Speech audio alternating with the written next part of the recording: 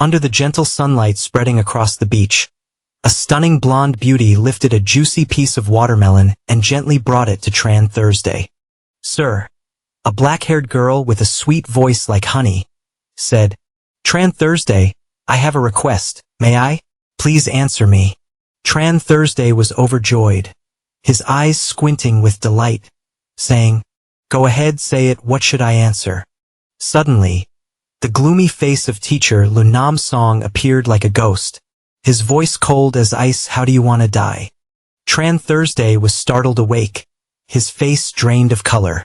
Old Lee, Teacher Lee, coldly shouted, "Are you awake now? If you're awake, read the history introduction of the Beastmaster." Tran Thursday felt itchy and uncomfortable, his head spinning. What Beastmaster? He looked around the classroom in confusion. Where is this? A high-tech exhibition, huh? Did I go to the wrong class? Where is Trung Dai Luck, my deskmate? This situation seems off, I need to get out of here. He mumbled, "Teacher Lee, this question is precious. Let the whole class answer it. Excuse me for not disturbing anymore." Haha, before he could turn and run, Teacher Lee Nam Song quickly grabbed his collar and pulled him back. "Where do you think you're going? Trung Dai Luck is no longer my deskmate. I am now a member of the Beastmaster class." From below, whispers of discussion rose like waves. Falling asleep on the first day of class transfer truly useless. It said that his contract spirit is only talent level F, really nothing special. I wonder what the class president was thinking when they chose someone like this, Tran Thursday muttered angrily. What are you all babbling about? Damn it, what is happening here? Suddenly a properties panel flashed before his eyes, almost making his heart jump out of his chest. 1. System activation choice. 1. Remain silent, bow your head and do not respond. Reward a bit of Beastmaster power. 2. Spread your hands and sincerely say, I originally wanted to use my academic identity to befriend everyone, but instead I received only alienation. I have failed. I am just an ignorant fool knowing nothing. The reward is just a notice of expulsion from Kim T High School Branch 2 in Namjong City. Dad agreed to Ha Bong's help. The reward is a low-level fire flame potion. Tran Thursday was dazed, his hands tapping the air as if he were in a daze. When did the school start installing such dark modern technology? But in Teacher Lee's eyes, he was no different from a crazy person pointing around looking foolish and dazed. So what are you flailing your arms about in the air for? Don't forget who cried to get into the Beastmaster class yesterday. If you can't answer about the regular class, just see how disappointed your parents will be. Suddenly, Tran Thursday caught Ha Bong's gaze. She was subtly pointing to her notebook as if to signal that she was Ha Bong. He thought to himself, feeling a surge of gratitude. Although they were not yet acquainted, this kindness would be remembered. Without hesitation, he glanced at the book and read aloud in a booming voice. In the 5th year of the restoration in the territory of China, the first multidimensional space appeared, releasing countless ferocious dark monsters. At that moment, the Beastmasters with their contracted spirits were awakened. The more he read, the more confused his mind became. What the heck is this? Isn't this the 21st century? What kind of world is this? He was dazed as if lost in a dream. Teacher Lai Nam stood there with a dark expression at a loss for words. Do you think I'm blind? Go back to your seat and don't even think about sitting here again next time. Tran Thursday understood, dragging his feet back to his seat, his mind in a tangle. Did I time travel? A parallel world? Isn't Lao Lai a math teacher? When did I ask to change classes yesterday? Just then, a notification sound echoed in his mind, announcing that the reward had been issued. He turned to his friend beside him, whispering, Did everyone hear that? Suddenly, a small vial appeared in his hand, sparkling strangely. Tran thus mouth dropped open, his eyes shining brightly. Could it be the protagonist system only found in cartoons? He was so excited that he slumped over the table laughing quietly, to the point where his shoulders shook. Cough, cough, cough. Ha ha ha. I'm the protagonist. When the bell for break rang, Tran Thursday sluggishly stood up his stomach, growling. Finally, he could eat. He had to find Dai Luck to ask about the situation in this bizarre world. Once outside, he was overwhelmed by the noise. What is this? Outside, the arguing was incessant. Yes, Vung Man, are you okay? Don't bully people too much. Quickly take him to the medical room. Trin Dick and his gang stood there looking smug. Little Vung, you've lost to me 3 times in a row. This class leader of the 5th grade can't do anything to me. Right, don't forget to bring the beast orb for me this afternoon. Just as Trin Dick's group was about to leave, a cold voice rang out. Stop! All confused eyes turned to Tran Thursday. His face paled and he quickly waved his hands in defense. It wasn't me. The one who spoke was Ha Bang. She had stepped forward, her presence as fierce as a storm. Ha Bang looked straight at the bullies, her voice full of challenge. What's the point of always using this trick? If you have the guts, fight me. Trin Dick's eyes lit up, a sinister smile spreading across his face. Isn't this Ha Bang, the class representative of the 5th grade? Are you afraid that one beast orb isn't enough for me? So you want to give me another one? Ha Bang replied coldly, her gaze sharp as a knife. Come at me. Everyone around stared in shock at the declaration of war. What Ha Bang boldly challenged to fight in the auditorium alone. They'll take on all of you 3rd graders. If I win, return double the beast orb that Vung Man lost earlier. Hearing this, Tran thus blood boiled and he shouted excitedly. You want to fight, right? This is my specialty. But the crowd around laughed disdainfully. Is this kid who just moved in? No wonder he's the class fool. The 5th grade is getting worse. Anything can be stuffed in. Someone who has never used a spirit contract dares to speak up. Teased. Tran Thursday bit her lip, her face flushed. The crowd continued to tease. This guy is really a fool. He turned back, his eyes fierce enough to startle everyone. You're really turning back. Let's go see the fight. Tran Thursday paused, her eyes following the group that was dragging away. Fighting with spirit contracts. Since stepping into this place, that phrase kept echoing. He smirked, a cunning smile fleeting across his face. That kid laughs too, evenly, with years of experience making mistakes. I know for sure nothing good will come of it. He rubbed his chin and muttered, Thursday, I don't like owing others. Soon the whole group had gathered at the battle hall. Trin Dick and his 3rd grade friends stood there arrogantly. He proudly declared, Ha Bang. I admit your strength is very strong, but I didn't expect you to be this foolish. You challenged our whole class. I'm taking your beast orb first. Ha Bang stood there, her expression completely unmoved, cutting the nonsense. From her hands a chill radiated like frost. In the blink of an eye, a majestic spirit contract appeared. Ha Bang level 5000. 000 Beastmaster with a level 5 Ice Wolf. The crowd in the stands was astonished, jaws nearly dropping to the ground. A level 5 Beast Master Spirit Wolf Treasure 1. Trin Dick gritted his teeth, his eyes flashing with jealousy. No need to panic, a higher level doesn't help much. More than 20 people took turns to crush it. Even though he was just a level 4 Beast Master, Trin Dish still confidently gave orders. His friends immediately summoned their spirit contracts. Level 3 Violent Monkey level 4, Skull Warrior level 2, Green Wall Worm level 3, Scorpion level 3 Mud Monster. With a shout, the whole pack of spirits charged. Ha Bang's Ice Wolf only let out a roar. Its powerful paws immediately sent the tiny green wall worm rolling dead.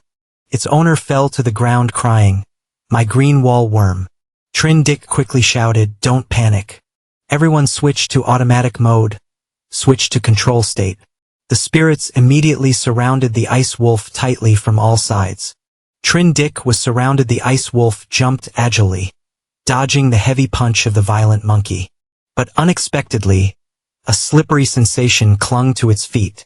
The Mud Monster had caught it. Trin Dick laughed triumphantly. Haha. A Bang just slightly smirked, letting out a scoff. Yeah. Immediately, the Ice Wolf emitted a bone-chilling aura. The mud clinging to its feet froze instantly and shattered into pieces. At that moment, a fire lizard charged in, but clumsily bumped into its teammate, causing the whole group to tumble. The crowd in the stands burst into laughter. Haha. So stupid. Tran Tu watched attentively, secretly thinking, do I have a spirit contract? How do I summon it? A person next to him looked at him with a puzzled expression. Did you not see it from the beginning? It has always been there. That person pointed down at the slim lying flat and gasping for breath under the chair. Tran Tu was startled. A guy sitting above smirked thinking of it, and it immediately popped out. Indeed, a common class item, a spirit contract so weak even in outer space, a beast master wouldn't feel threatened at all. Tran Tu stared blankly at the yellow slim in his hand, his head spinning. Is this my spirit contract? The system suddenly displayed information. Yellow slim spirit contract comprehensive attribute species life form special type sleep talent can sleep deeply for a long time. Enhanced defensive power giantification skill. Crazy collision charge forward damage depends on the weight of both sides. Note not to use when the opponent weighs more than 10 kg. F-level potential host Tran Tu level 1 beast master, normal beast mastering talent. He gazed at the dumb-looking slim sweat pouring out like a shower. Why does it look so stupid? S-level potential a decorative item. It doesn't even have the qualifications for combat. He sighed and muttered, aren't we supposed to be the main characters? Shouldn't it at least be a divine beast or divine dragon or something? Just then the system rang out again presenting a new mission. Choice 1 shout loudly in the Vuhabang auditorium reward increases 1 point of obedience for the yellow slim. Choice 2 raise both hands and shout. Don't hit anymore, everyone stop hitting. Reward a bag of food for the spirit contract. Choice 3 take advantage of no one paying attention ambush. Trin Dick beat him up. Reward a large amount of beast mastery power. With his mischievous nature, Tran Tu smirked, a cunning smile flashing. Ambush, huh? That suits my taste. Below the arena, the battle was as tense as a drawn bowstring. The ice wolf was being attacked by a scorpion and a skeleton warrior from both sides. The skeleton warrior swung his sword and struck the ice wolf's thigh, then continued to slash down like rain. Habang gritted his teeth. His fiery gaze transmitted willpower to the spirit. Trin Dick stood aside leisurely and smugly observing. Suddenly, a mysterious hand reached closely to him. Tran Tu quickly covered Trin Dick's mouth tightly. He slyly smiled and pulled him, whispering, "Come here, you." Tran Tu dragged Trin Dick to a secluded corner without saying a word. He kicked straight into his back. Trin Dick fell over. He quickly grabbed a burlap sack to cover Trin Dick's head and dragged him into the bathroom like pulling a beast. Trin Dick panicked and screamed, "Who are you to go inside?" Not giving him a chance to regain his composure, Tran Tu continuously punched and kicked. Trin Dick cried out in pain, "Do you know who I am?" Ouch! Tran Tu kicked even harder, sneering, "Who are you? What does it have to do with me?" He twisted his wrist with a flamboyant tone. "Remember my name well. I want change it, and I want change my family name. Jiang Hu Nanjiang, nicknamed Dai Luke." Meanwhile, on the arena floor, the ice wolf clutched the sword of the skull warrior, suddenly realizing the opponent was exhausted. Ha Bang immediately seized the opportunity, her gaze icy. Good chance, the extreme cold territory dealt with all of them at once. The ice wolf stood in the middle of the siege, howling loudly. A terrifying cold air spreading out, freezing the entire opposing spirit in an instant. The crowd in the stands erupted in excitement. "Oh yeah, Ha Bang 5th grade beast tamer wins." "Yeah, we won," a few members of the Zhang Yi faction shouted in dissatisfaction. "How could he be killed like that? Seriously, do you guys even know how to play? Where's Zhang Yi?" At the most crucial moment, he lost focus. Just then, a figure of a scammer rushed out, his head still covered with a burlap sack. Zhang Yi cried out miserably, "Help, someone ambushed me." The crowd panicked and scattered as they saw him with the fertilizer sack over his head. A mutated contract spirit, run quickly, report to the Spirit Control Bureau. The fertilizer sack has turned into a spirit. Some even rushed in to beat Zhang Yi even though he was exhausted, pleading, "Please don't hit me, it's me, Zhang Yi." After that, Tranthu stood with his arms crossed, pleased to watch, secretly thinking, mission accomplished, reward sent. The curious person asked Tronthu, "Where are you going?" When he replied with a faint smile, "Just going to the restroom to relieve some stress." Zhang Yi with a swollen face lay flat on the ground, still shouting, "It must be someone from the 5th grade Beast Tamer class, you guys won't get away with this." Tronthu stepped forward, smirking, gripping his hand tightly with a mocking tone. "Don't spit blood, okay? Everyone in my 5th grade Beast Tamer class is upright and honest. How could we do something unethical like that?" Zhang Yi was at a loss for words, unable to respond. Tronthu didn't hesitate, tightening his grip and twisting one of Zhang Yi's fingers. Zhang Yi was in so much pain that his face contorted. Tronthu with enthusiasm said, "Don't worry, Zhang Yi, I will personally investigate. With Tronthu's reputation, I will definitely give you a satisfactory result." He lifted the new slim gold in his hand, shaking his head. "Cutting off tongue, so pitiful it's time to go home." Tronthu took it home while pondering. The contract spirit must reach level 3 to qualify for battle. He's only a level 2 beast tamer, the road ahead is still long. Are you leveling up too? So the level of the contract spirit is synchronized with the beast tamer's level. He was mumbling to Slim Gold when Ha Bang suddenly appeared. Tronthu was startled and turned back. This was sent by her a sparkling gem. "Today, if you hadn't made a move, I wouldn't have won so easily. This beast tamer pearl is for you." Tronthu scratched his head, laughing awkwardly. "Make a move? What move? I don't know anything." Ha Bang helplessly looked at the fertilizer sack sticking out from his backpack. "I already saw the urea sack you hid in there," she wordly said. "The battle between beast tamers is extremely dangerous. You really have no awareness at all. Doing this will get you hurt." Tronthu laughed loudly, turned around and ran away immediately. "Haha, what's the big deal? Thursday, what I like the most is ambush." Ha Bang was surprised, but in the end she just stood there with her arms crossed, watching. Tronthu was riding a bike while staring at his phone. No way could he fly out. In the world of well-behaved young beasts, please don't use your phone while riding. He happily texted his friend to brag about his achievements. "So I dragged that kid Trindic into the restroom and beat him up badly. Brother awesome, just normal." Suddenly the sound of a scuffle made Tronthu stop his bike. A woman was screaming loudly in the street. There's a robbery." The two guys were pulling at her bag but couldn't break it. "Big brother, this woman's strength is really strong. Let go of me, who wants to rob a bag from her?" The fat woman shouted even louder, her voice booming like thunder. "You guys, even if you take my body, you'll never get my heart." Tronthu stood frozen, dazed. What robbery or rape? Just then the system chimed in with a new mission. Option 1, leave quickly, reward a bit of beast taming power. Option 2, fearless of the bad guys, bravely charge in to take down the two thugs. Reward a large amount of beast taming power with the risk of life-threatening danger. Option 3, stop the gangsters, reward knowledge of how to refine a large amount of medicinal herbs, unlock beginner alchemy skill. Tronthu smirked, a mischievous smile igniting his excitement. Erase my chance." While the two thugs were struggling with the fat woman, he suddenly shouted, "Stop." Tronthu began to act, his tone exaggerated. "In broad daylight, you dare to commit a crime in front of so many people. I Trung Dy look will never forgive you." The two thugs looked at Tronthu's crazy appearance, stunned as if glued, standing still. Taking the opportunity, the woman hurriedly escaped. When they realized she had slipped away, both were bewildered. And the two stood in the middle of the street yelling angrily, "You brat! Next time I see you, I'll smash your face. Remember that for me."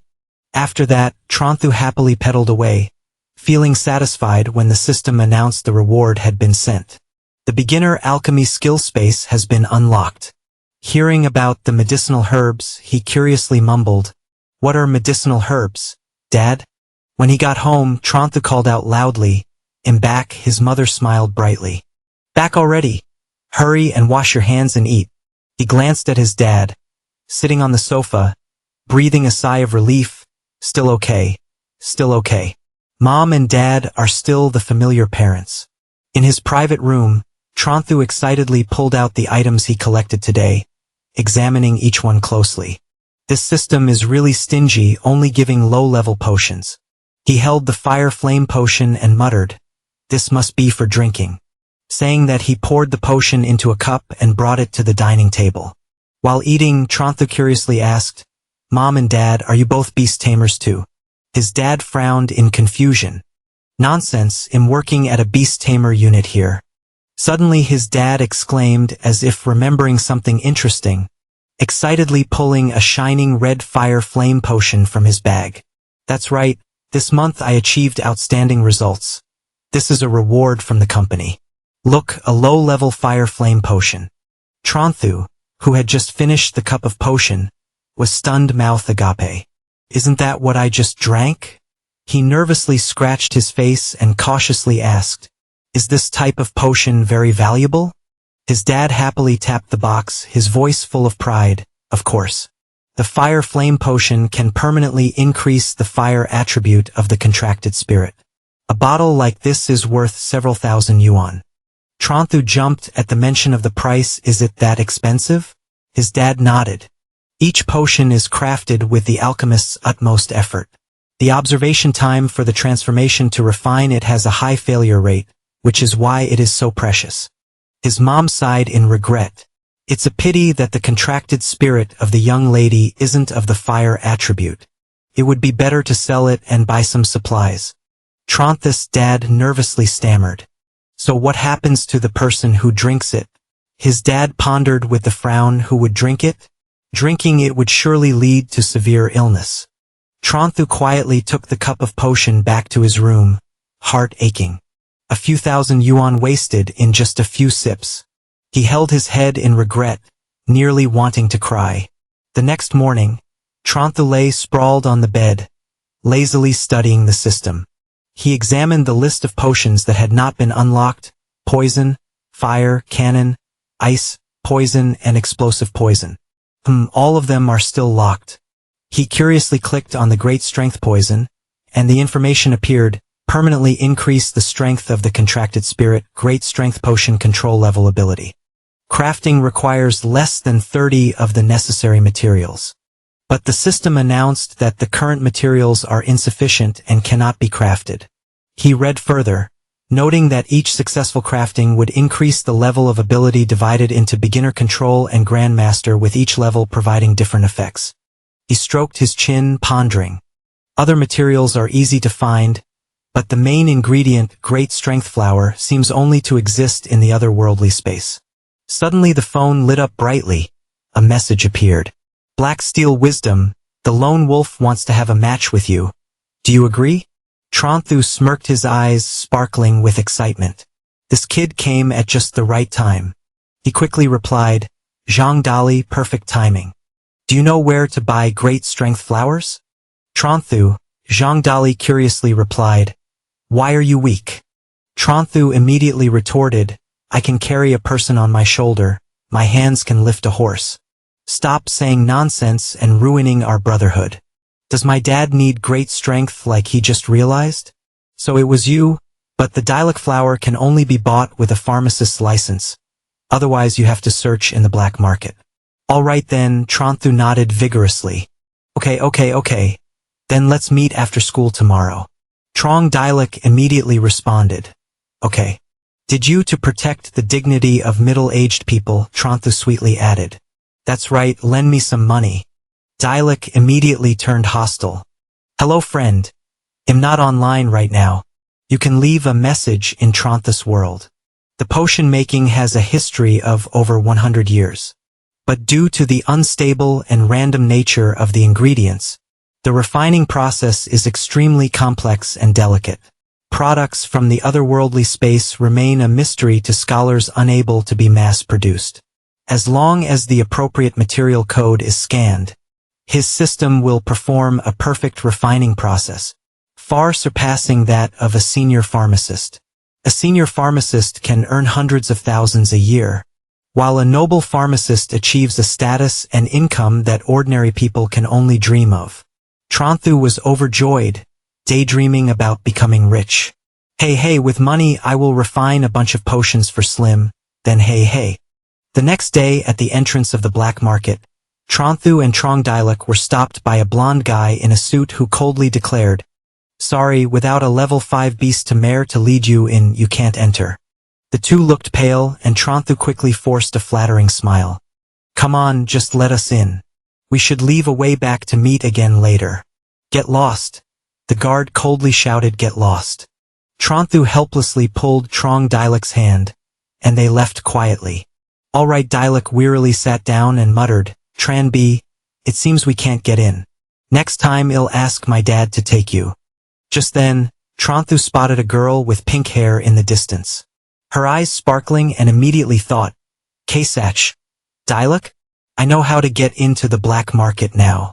He hurriedly dragged his friend to chase after the girl, calling out loudly, "Sister Tyavu."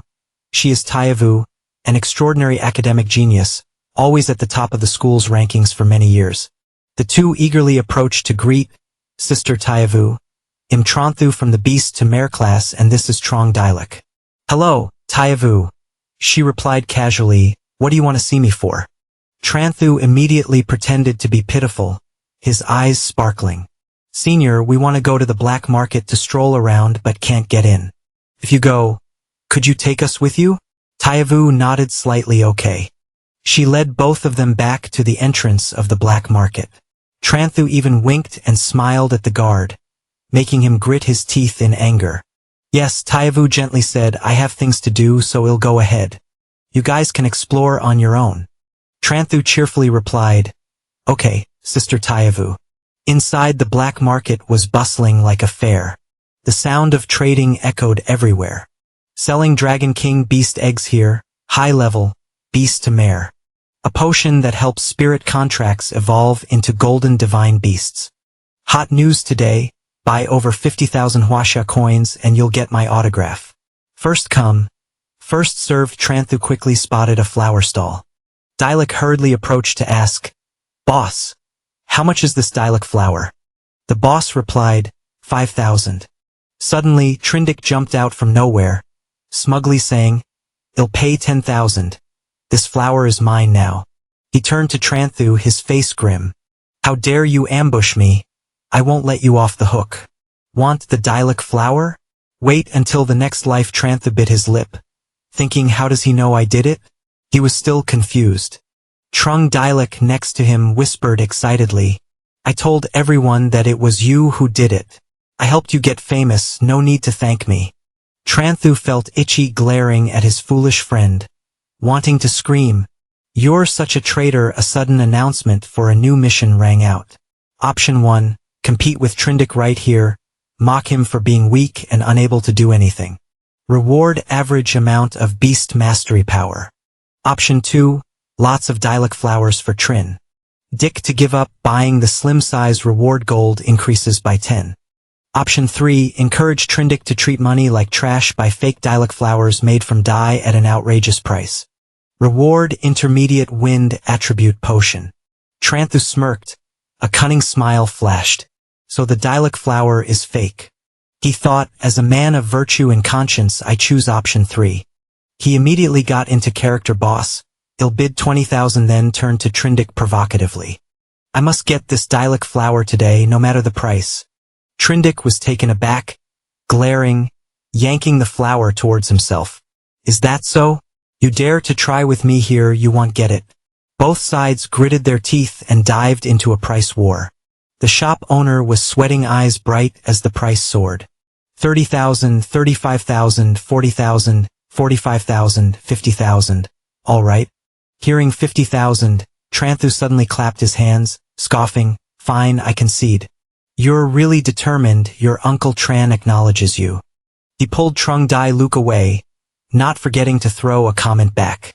"By the way, Class President Trin, next time you need dye, just come to me, special price." Trindik, feeling uneasy holding the flower he just bought, thought, "Why does this feel off?" Tranthu Trongdialuk curiously asked, "Tran, are you just giving the Dialuk flower to Trindik? What are you planning?" Tranthu calmly replied, "It's fine. I gave up the flower but got the joy in hand." The intermediate wind attribute potion had appeared, making Trindik spend money like water while also receiving the reward. Tranthu happily thought, this is true joy. Suddenly he remembered his foolish friend selling him out, angrily clenching his fist. Wait, this kid.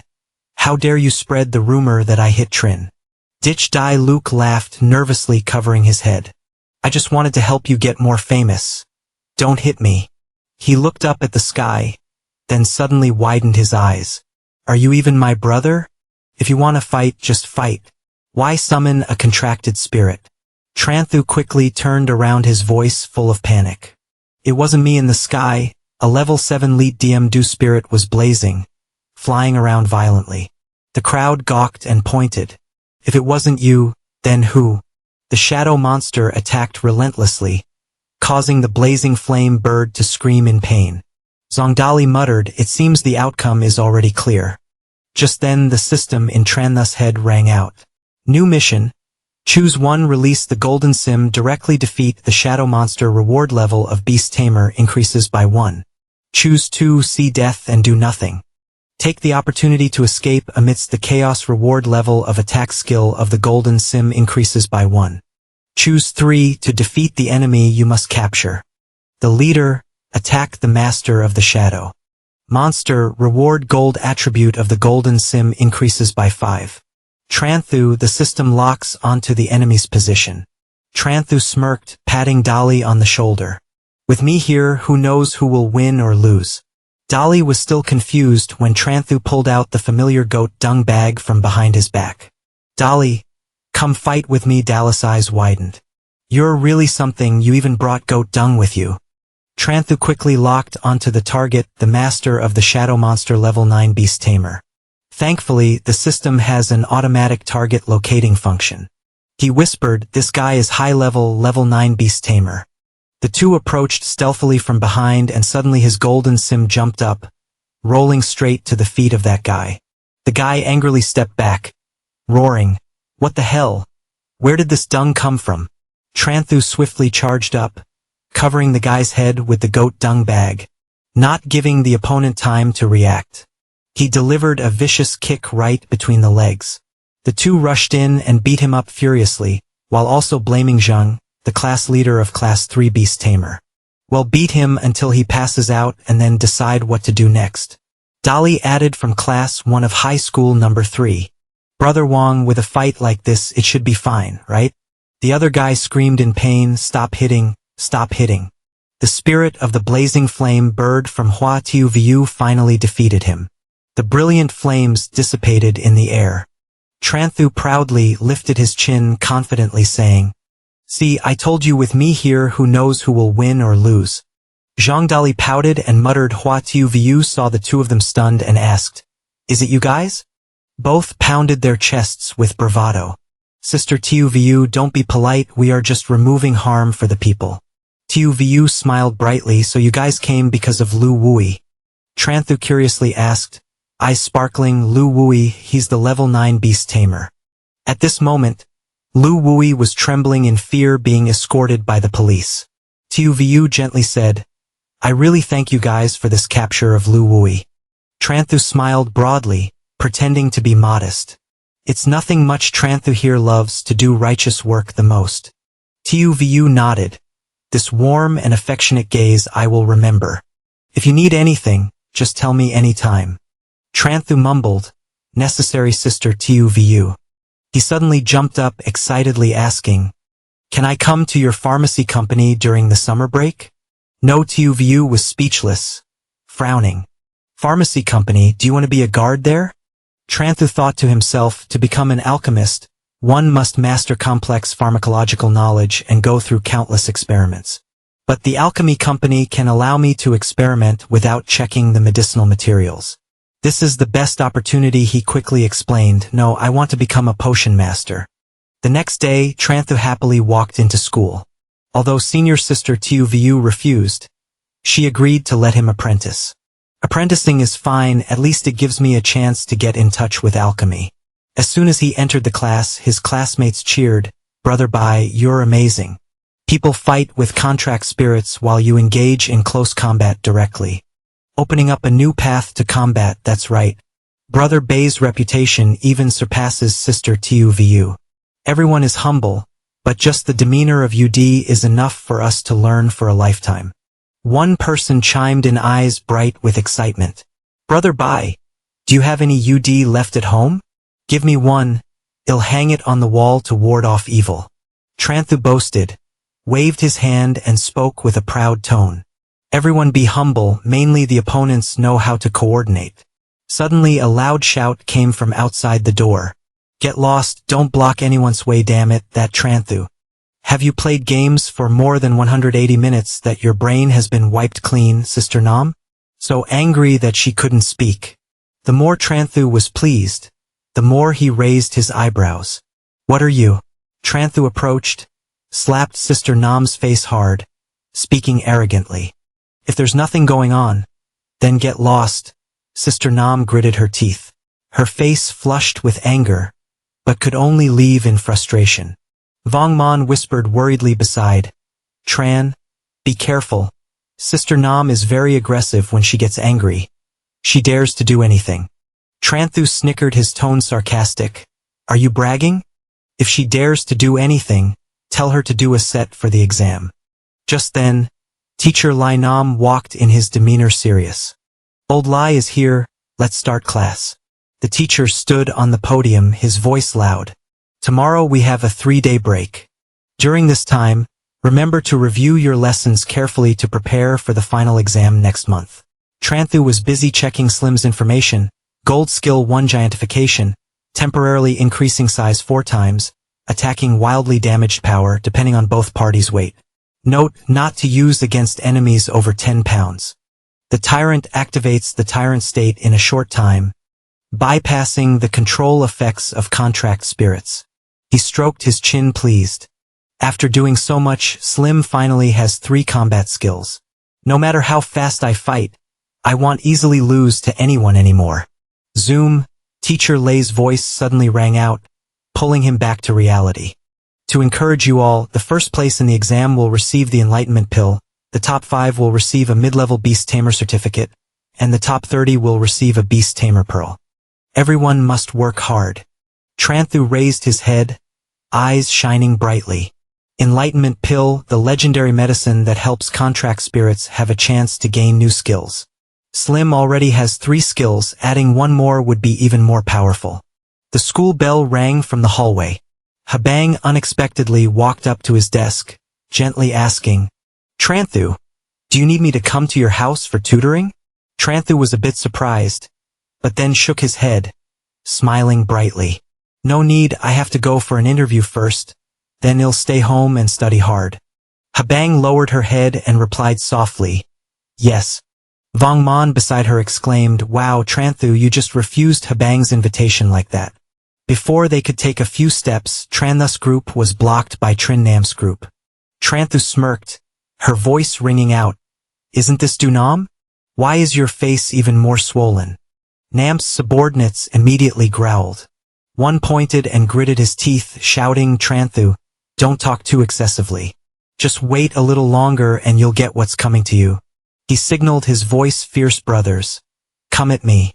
Tranthu was quick as lightning, stepping in front of Vong Man, her eyes sparkling with a smile, but her movements decisive.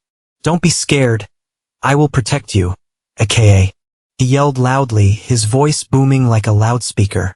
Help me, third-year students want to kill someone. In the blink of an eye, a group of security rushed over, surrounding Nam's group tightly. Tranthu pretended to tremble, holding on to Uncle Vong tightly. Her voice desperate, Uncle Vong, it's these people who said they want to kill me to commemorate his past youth. Nam gritted her teeth, furious at the other side's shamelessness, but could only exclaim, I didn't. Uncle Vong, upon hearing this, became enraged. Turning to her, his eyes bloodshot, do you want to kill someone? Nam was surrounded, trying to shout, then men, I didn't, it was them. But Tranthu was quicker, immediately sniffling, tears rolling down like a stream. Uncle Vong, I'm really scared. That person, Trin Nam, dares to slander us in front of you. Uncle Vong, his anger rising, pointed directly at Nam. In front of me, you dare to slander others. Nam awkwardly explained, I didn't. Just then, the crowd buzzed. A voice rang out, what's going on? A teacher Lai, extremely angry, walked over with a strange man. As soon as he saw the students, he frowned, his voice dissatisfied. The boss from afar heard you all making noise. Nam, the exam is coming soon. Why aren't you studying and are here instead? Sir Nam hurriedly pointed at Tranthu, trying to salvage. Teacher Lai, that name Tranthu. But Teacher Lai interrupted immediately, his voice firm. What about Tranthu? Tranthu has also been known for chasing criminals, hunting you down. This student is still here causing trouble. Nam's eyes widened, stammering what? Arresting a wanted criminal. Tranthu was quietly observing the man next to Teacher Lai. With curious eyes he asked, is he from the Tranquil Bureau? Teacher Lai nodded, his voice full of pride. That's right. So the leader of the Tranquil Bureau came here specially to give him a gift. Just causing more trouble for me. Why don't you hurry back to studying, quickly? Sister Nam reluctantly lowered her eyes and mumbled, I know. Teacher Lai waved his hand decisively, ordering, everyone else go back too. Then he turned to introduce the man beside him. This little friend is Tranthu. The man spoke up, his voice deep and authoritative. Hello, I am Vong Qian from the Tranlin Bureau. I came here specifically to thank you for helping us catch the wanted criminal. Here is a reward of 100,000 from the Tranlin Bureau. Tranthu looked at the stack of money, his eyes shining like stars, but he immediately turned his face away, pretending to be generous. No need, serving the people is what I should do. Vong Qian laughed heartily. Take it. Besides, I also have something I want to ask you. I want to know how you found his location at that time. Tranthu hesitated for a moment, scratching his cheek. The system had guided him, but how could he say that? He quickly came up with a reason. I saw that person had such an evil look. Just a glance made me know he wasn't a good person. Vong Qian was taken aback, his eyes showing doubt. Is that all? What if it wasn't him? Tranthu casually shrugged, his tone calm. That's right, we had covered ourselves, he couldn't see us. Vong Qian and Teacher Lai exchanged glances, speechless at the strangely simple answer. Teacher Lai frowned, his tone serious. I have no more questions. In any case, we still thank you for saving Hoa Thu Vu, young friend. If there's nothing else, you can go now. Yes, Tranthu grinned, waving goodbye. All right then, I'll take my leave. Goodbye, teacher and Uncle Vong. Vong Qian quietly watched his back, murmuring, what a coincidence. Isn't it? A little later, Tranthu and Truong Dai Luke headed to Hoa Thu Vu's company. He confidently walked in and greeted, I am Tranthu, a classmate of Hoa Thu Vu. I have an appointment with her for an interview to become an alchemist. Tranthu, a female alchemist, made Hoa Tan Tuet. Hoa Thu Vu's older sister frowned, her face, clearly showing displeasure. You want to be an alchemist? Tranthu nodded, patting his chest proudly. Yes, I want to give it a try. Hoa Tan Tuet immediately shouted, her voice icy. This is not a place for kids to come and play. Go back. Yes. Then she turned to the staff, her tone harsh. Thu Vu, what's going on? Bringing anyone to the company, just causing more trouble for others. Don't let them in here, the staff quickly responded. Yes. Tranthu was taken aback, awkwardly saying, my interview hasn't started yet. Hoa Tan Tuet turned her back and walked away, her attitude decisive, as if to end everything. The system reappeared, presenting a shameless task for Tranthu to choose. 1. Keep silent, quietly disappointed, and return home receiving the title. Died before apprenticing, along with the aura effect, loser, increasing by 1. 2. Take the opportunity to act kick Hoa Tan Tuet in the butt, making her lose her demeanor, furious, but will be restrained immediately with a reward of increased beast mastery. 3. Secretly break into the laboratory, find an opportunity to complete the task, receive attack skill reward, increasing by 1 level. Trong Dai Luck looked worriedly at Tranthu, his voice full of confusion. What should we do now? Tranthu glanced at the surrounding security guards, the corners of his mouth curling up in a mischievous smile. Even though he really wanted to choose the bold kick of option 2, he still decided to rush inside. Zhang Dali, a true best friend, immediately jumped out in front of the guards, provocatively slapping his butt to distract them. Follow me, you idiots, the guards shouted angrily. Chase after you, you rotten brat. Stop. Tranthu stealthily snuck in, glancing at Zhang Dali being pinned down by the guards and tortured. He mumbled, filled with gratitude, brother, you've worked hard. One guard suddenly realized that Tranthu had vanished. He nimbly stepped into a nearby room, his eyes lighting up when he saw a robe. Unexpectedly, there was another set of clothes. He casually draped the robe over himself and walked into the laboratory, calmly greeting everyone. Good morning. Good morning, a voice replied. Suddenly, Tranthu was startled to see the pile of bright flowers on the table. His heart raced. How could there be so many great lotus flowers here? The system unexpectedly displayed that the materials for the strength potion were sufficient. Should he concoct it? Tranthu's mouth dropped in excitement as he chose to brew it immediately. The great lotus flowers and bottles in the laboratory swirled around him, as if he had transformed into a skilled alchemist. In just a moment, he completed a series of bottles accompanied by the sound of bubbling. The system announced that the low-grade strength potion had been successfully crafted with a purity level of 3 out of 1, unlocking the medium-grade strength potion. The surrounding alchemists stared in amazement, exclaiming in unison, Heavens, is that really a strength potion? You managed to brew 13 vials in one go. Tranthu was equally excited. Long silently thought that this alchemy system is really powerful, basically without failure. If only I have enough medicinal materials. Wathan Tweet witnessed the whole scene, stunned, covering her mouth, stammering. You are actually so impressive. So, Tranthu lifted his lips into a mischievous smile. I'm just a kid here to have fun, no need for you to call security. I can leave by myself. Wathan Tweet hurriedly spoke up, her tone full of remorse. I'm sorry, just now it was my negligence. I didn't recognize that the genius alchemist is you. She bowed her head sincerely, her eyes shining with hope. If possible, I would like to invite you to become the alchemist of our department. The system suddenly appeared, presenting 3 options. Option 1. Agree to join Wathan Tweet's company. Become a professional alchemist. Receive the reward to unlock all potion-making books, but the spirit contract will disappear. Option 2. Only work part-time during the summer vacation. Steadfastly pursue the path of beast taming. Receive the reward of increasing beast taming strength. Option 3 was not mentioned, but Tranthu quickly made a decision, his eyes sparkling.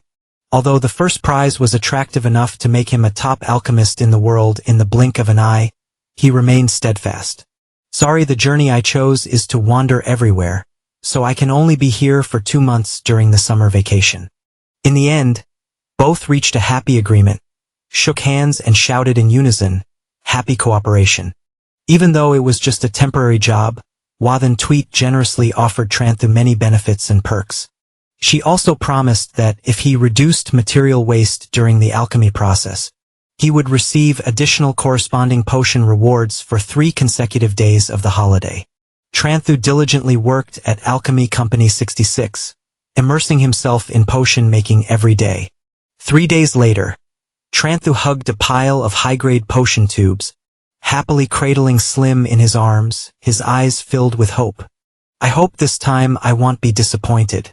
He handed Slim a vial of potion, and the creature eagerly gulped it down, then continued to drink the remaining vials without stopping. The sound of gulping echoed continuously.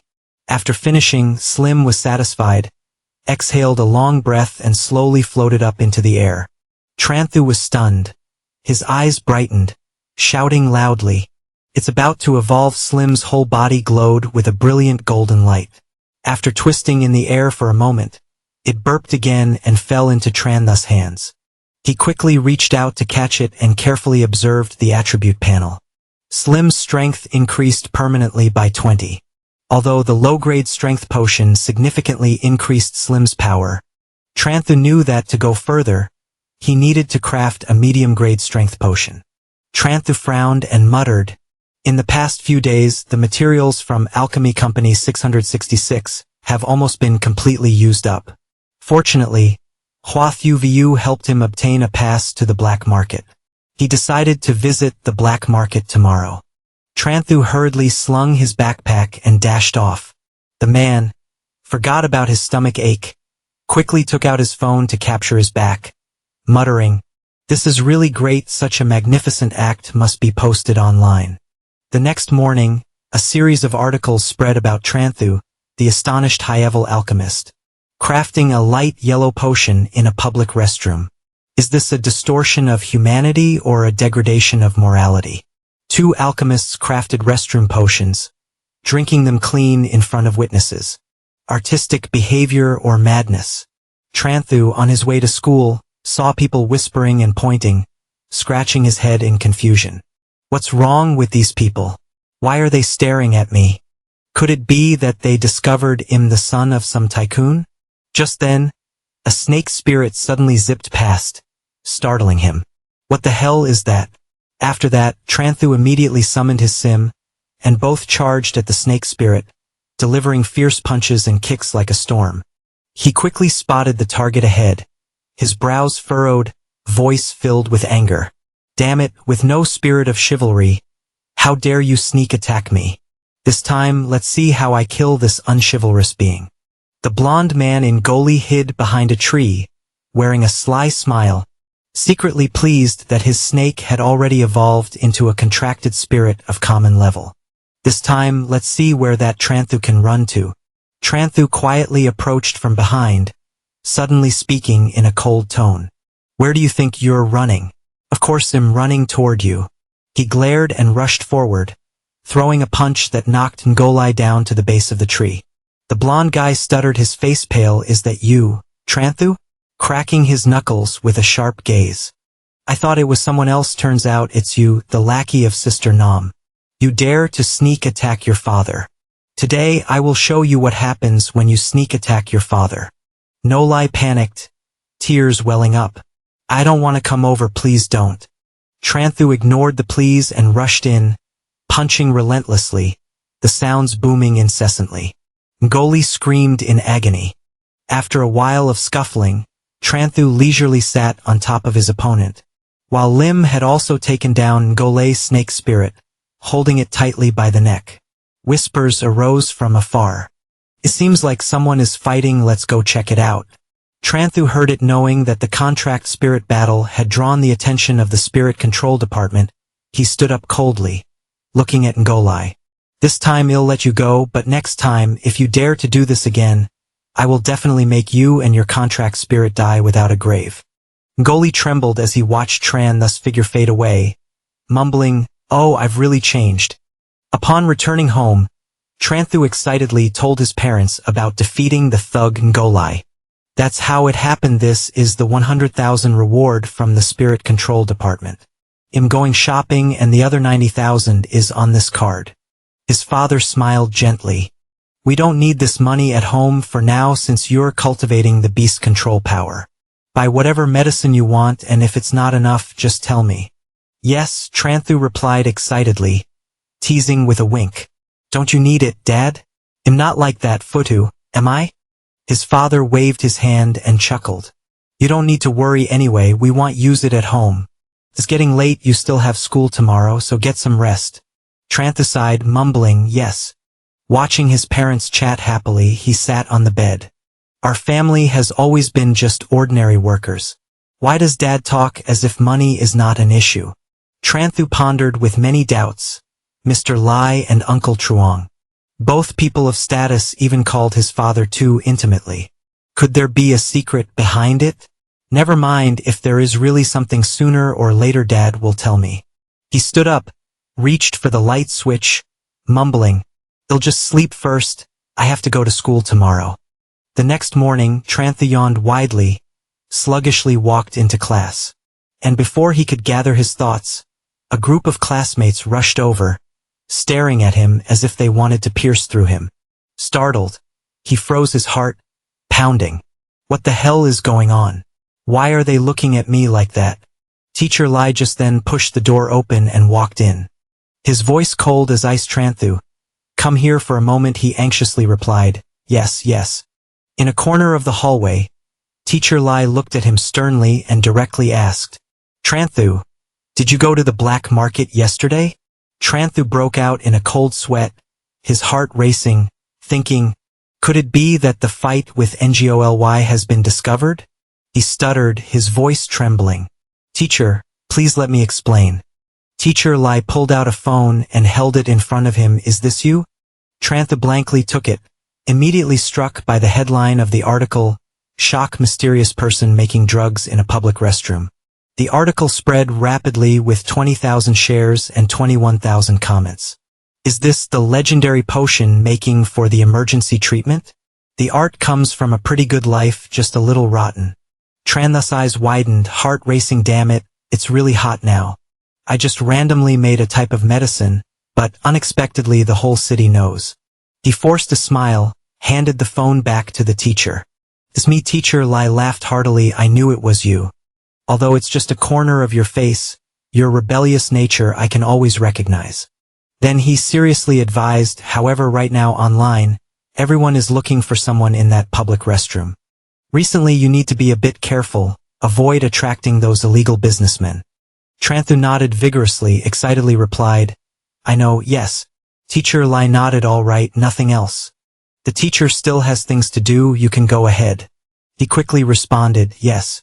Teacher Lai turned to Ha Bang and Vong Mon, speaking steadily. Where are you two going?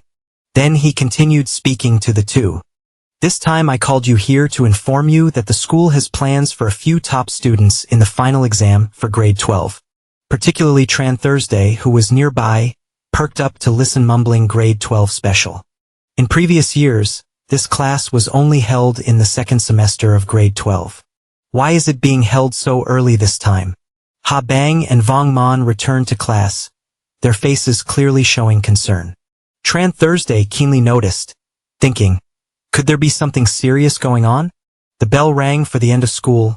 Ding, ding, ding. Tran Thursday and Truong Dai Luck rode their bikes home. Dai Luck laughed loudly. I heard you became famous now. Tran Thursday laughed heartily. No, it's just an ordinary photo. I had no idea it would be so hot that the whole social media would be chasing after me. Suddenly Tran Thursday braked sharply, causing Dai Luck to almost fall into the street, yelling, oh damn, what the hell are you doing? In front a girl with a small child was being harassed by two men. One of them said, Miss Vong, the money you owe us is still unpaid, so don't blame us for being rude to your sister. Dai Luck curiously asked, what's going on? Don't you know? Tran Thursday shook his head, but the system had already displayed a choice task. 1. Blindfold and mumble, I can't see anything. Receive a reward for a violent skill book. 2. Act heroically, help the girl escape danger. Receive a reward for medium-level beast control. 3. Join the evil forces. Force the girl to pay her debt. Receive a disgraceful title, making the spirit contract become evil and ruthless. Tran Thursday lifted his lips, his eyes sparkling with laughter. I don't know her, but being brave and righteous is my creed. He decisively dropped his bike on the road and rushed forward. Dai Luck eagerly followed behind, shouting, brother, if you have the skill, I'm with you, hero. Seeing them approach, annoyed, the kid wanted to do something. Dai Luck shouted, hero, save. Before he could finish his sentence, Tran Thursday had covered his face tightly, shut his eyes, mumbling, I can't see. The 5 of them froze the space as quiet as a frozen painting. Dai Luck gasped, mumbling, is that all you have to say after pretending to be righteous? Do you still want a hero to save the beauty? The system immediately announced, the skill book on violent meditation has been sent to the space. Tran Thursday sighed in relief, silently telling herself, finally got it. The child behind the girl looked at him with teary eyes full of gratitude. Tran Thursday immediately turned to the bespectacled guy, shouting loudly, you stupid useless fool only know how to bully women. The 2 guys panicked and ran away. The bespectacled guy angrily shouted, you bastard, what did you say? Stop right there. Tran Thursday provocatively raised his middle finger, laughing. Guests, hurry and chase after me. If you can catch me, I'll give him up. Bursting into laughter, the voice echoed. The 2 men turned red with anger, their fury flaring up, bastard. Meanwhile, the two sisters had slipped away, immediately turning the chase into a game of cat and mouse, laughing loudly in the street. The two of them ran past yelling. Where did they run off to? Dialek threw the branch to the ground, panting even though he had lost their trail. Tran B, why do I feel like your narcissism is getting worse? Tran Thursday smirked with satisfaction. You don't understand anything. Everything I do has a reason. He happily stroked his chin, secretly thinking that while others cry out in despair, they can't make the contract spirit comprehend the skill. I just need to rely on the system to easily achieve it. How wonderful. Tran Thursday put his arm around Dialek's shoulder, smiling brightly. Let's go. I'm in a good mood today. I'll treat you to a meal. But before they could take a few more steps, a car suddenly stopped right in front of them. Tran Thursday and Dialek immediately became alert, shouting in unison, someone come out. The car window rolled down. Dialek's father laughed heartily. Son, shall be, get in the car. Dialek's eyes widened in surprise. Dad just got in the car. Uncle Trong looked at Tran Thursday and asked with a smile. Shall be, I heard you've learned beast taming class. He nodded and replied briefly, yes. Uncle Trong nodded approvingly. You have ambition. It's a pity that Dialek doesn't have the talent for beast taming. Otherwise, I would also pull him to the black steel level. Tran Thursday raised an eyebrow secretly, thinking that the black steel level is a realm above level 9, hard for ordinary people to reach. Even with the system helping him grow stronger, even when lying still, he was still curious and asked, Uncle Truong, can you tell me about the other dimension? Uncle Truong pondered, his expression serious. Do you want to go, Shao Bi? Although there are many precious resources inside, the ferocious beasts are also very fierce. Without strong strength and a reliable beast taming team, I advise you not to take risks. Tran Thursday silently thought, even if his strength isn't enough with the support of the system, everything will be different. He smiled with squinted eyes. I understand, thank you, uncle. That night at Tran Thus house, sitting on the bed, he diligently studied knowledge about medicine. Although he had absorbed all the knowledge rewards from the system to go further, he needed a huge amount of medicinal materials that the black market could not provide. He flipped through the books silently, telling himself, if I have the chance, I must visit the other dimension. Just then the phone rang. Tong Ha Bang sent a message to Tran Thursday, nicknamed Tran Thursday, without shame, excited, thinking that Ha Bang was shyly messaging him. Could it be that she intends to confess? He replied right away jokingly, you like me, right? Alright, I'll give you a chance to pursue me. He laughed to himself, thinking that he should say it soon. How could a girl confess? Before he could send the message, Tran Thursday saw Ha Bang message again, her tone full of hope. Can you lend me some money? I'm about to break through to level 6 Beast Master. I want to buy a mid-grade beast pearl from the black market. His face darkened, muttering, Huh? I've been typing for so long. I thought it was about this. The system immediately popped up, offering 4 choices. Option 1, boldly declare. What kind of relationship do we have? Why talk about borrowing? Don't be so polite, just tell me how much you need. Reward a small amount of Beast Master power. Option 2, shake your head and refuse outright. Hey, I have money, but I'm not lending it, I'm just not lending. Reward slim yellow size increases by 10. Option 3, look up at the sky at a 45-degree angle and sigh. Talking about money really affects feelings. Reward loss of control potion. Option 4, pound your chest boldly. This amount of money I'll lend you, but with interest. Reward geography knowledge of high school beast master. Tranta raised an eyebrow, eyes gleaming. I have nearly mastered all high school knowledge, just need more beast master geography and I'll qualify for 12th grade. Especially, he immediately replied with a smug tone. I'll lend you this amount, but I will charge interest. The next morning, Tranta brought the money to Habang along with the beast pearl. Hey, race the money you needed and the beast pearl from before that you lent me, you're all set. Habang beamed, thanking him, pretending to be innocent. Smirking, he said, we're friends, why say thank you? How about you write me a commendation essay and give it to me tomorrow? He burst into laughter. Okay, Habang looked at his tease-worthy face, trying to hold back her annoyance. Nodded.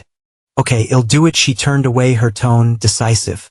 Nothing else, I'm going back to study. Tranta waved, smiling brightly. Okay, you go. Just then, a classmate with a swollen face appeared, startling Trantu. That was Cho Thu-min, nicknamed Chomap, his classmate from the regular class. Chomap burst into tears, rushing over. Brother Triokai and Trin Dick from class 3 are bullying me. Trantu immediately stopped him, frowning and asking, Stop, aren't they not supposed to touch ordinary people? Did you provoke them? Chomap lowered his head, mumbling. I accidentally bumped into them. After hearing this, Tranta's eyes widened in shock. He rolled on the floor, laughing like crazy. Cho Thu-min, with tears in his eyes, pleaded, Please, I know you're very strong now, can you help me take out some anger? Tranta cheerfully patted his shoulder, his eyes sparkling with humor. Okay, but it will cost more. Chomap was stunned, mouth agape. Hunked. He then explained more clearly, his tone decisive. I want your family's store to sign with me to cooperate together. Chomap stammered an awkward expression, but my family can't make decisions. Tranta put his arm around Chomap's shoulders, smiling warmly. It's okay, just promote it when the time comes. Now let's talk about how to help you get revenge. He thought for a moment and nodded in agreement. Okay, I'll tell you. Tranta suddenly remembered something, his voice full of curiosity. Wait, you said Trin Dick is currently with Trin Nam at the hall participating. He lifted his lips. The mysterious graduation smile was very good. Just right, new enemies, old grudges, solving both at once. At this moment Trin Nam and Trin Dick were sitting in the front row. The principal's voice still echoed from the stage. I hope you can develop a great plan. Trantu arrived at the spot, his eyes lighting up when he saw them. Indeed it is here. He sneakily climbed over the rows of seats and hid behind the two brothers. The two were chatting animatedly, their voices full of excitement. This time I scored 590 points. I can definitely get into the key university of Beast Tamer.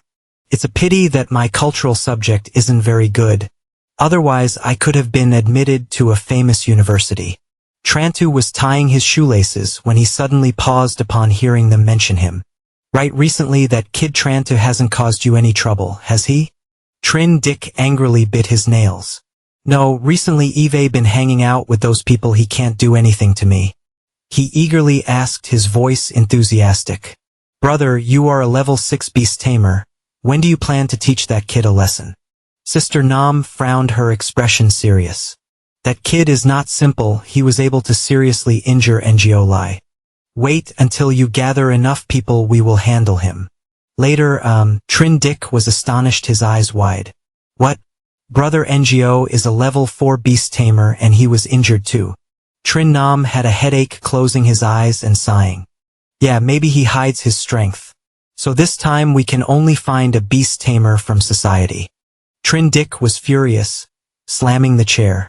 Damn it, Trantu is really a bastard. He stood up, his voice annoyed. I'm going to the bathroom for a bit. Tranta smiled to himself, feeling very excited. Initially thinking he would have to wait a bit longer, he didn't expect the opportunity to come so soon. He immediately followed Trin Dick, unaware that Trin Nam had caught a glimpse. He frowned, thinking to himself, why does this back look a little familiar? In the bathroom, Trin Dick was fumbling to deal with his frustration when a voice suddenly rang out.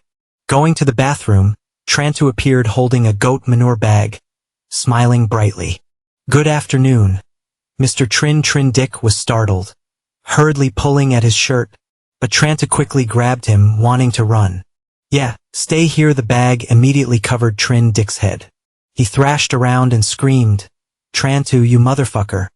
Tranta paid no attention, dragging him along with a mocking tone. What? Good nephew, you have to call your grandma too. Trin Dick angrily summoned the skeleton spirit. Spirit, cut him, give me the skull warrior. The white bones appeared with a clatter. Tranta snickered, summoning a contract spirit. Huh? Come out, Slim. The giant yellow Slim jumped out, crushing the skeleton in an instant. He turned around sharply, his eyes flashing with danger. This time no one can save you. Tranta clenched his fists. Trin Nam, you dare to call the social beast master to deal with me. If I don't deal with you harshly today, you won't know why the flowers are red. He dragged Trin Dick into a restroom, punching and hitting him furiously.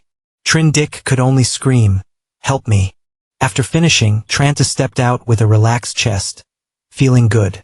Today the sky is clear, the scenery is indeed beautiful. She hadn't taken a few steps when he was blocked by a group of people. Sister Nam led a group of followers, gritting her teeth, her voice low. "Trantu, it's really you," he shouted. "Where's my younger brother?" Tranta calmly lied without blinking. "Your brother, Sister Dick. I think I saw him run into the women's restroom." "All right." Sister Nam turned to the group of followers and ordered. "Help me keep an eye on this guy." They nodded. "All right." Sister Nam hurriedly ran towards the women's restroom. At the door, he hesitated, glancing into the restroom, but it was completely empty. Could it be that Sister Dick really went into the women's restroom? Suddenly, he noticed a bag of urea fertilizer lying conspicuously in the corner. But his younger brother was nowhere to be found. Tranta glanced at Sister Nam's followers, a sly smile flashing. The system suddenly presented a choice task. 1. Rush in to fight shouting, "I want to fight 10 people." Reward: slim gold strength increases by 5. Choice 2. Use love me muttering, demon knife. Swinging it up without looking, feeling uncomfortable. Reward: slim gold speed increases by 15. Choice 3. Shout for help, call for support. Reward: infusion medicine. Choice 4. Talk to 5 people, turn enemies into friends. Reward: increase 1 level of Beastmaster. Tranta stroked his chin considering. All 3 choices are not bad, but choice 4 suits me best. He excitedly thought that if he could level up the Beastmaster by 1 level, he could enter the special 12th grade. Without hesitation, he immediately pressed choice 4, slung an arm over a follower's shoulder, and began in a deep tone. "Brother, don't be tense. Actually, I and Sister Nam are very close. Don't misunderstand, just because I'm fierce, we've been friends since childhood." The other guy was confused. "Then why are you bullying his younger brother?" Tranta grinned. "Just playing around. Sister Ditch is like my younger brother, we often play like this." The guy frowned suspiciously. "Really?" Trantu nodded firmly. "Of course. Think about it, if we had a grudge, I would have slipped away long ago. Why am I still standing here calmly?" He casually slung an arm over each guy, smoothly lying. "They'll tell you, Trin Nam has liked acting since he was a kid.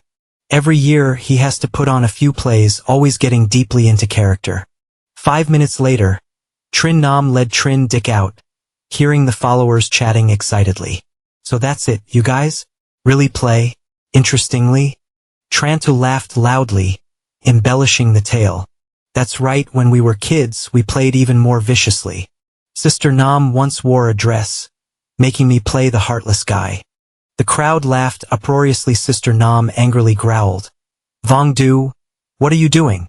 Vong Du covered his mouth and chuckled. "We are talking, Sister Nam, you really know how to play." "All right," another guy chimed in. "I didn't expect you to have this side." Sister Nam snapped, "What do you mean? What are you playing?" The group of younger guys continued to laugh. "Brother Nam, stop acting. Trantu has told everything." Sister Nam's face darkened, pushing them away. "Told what?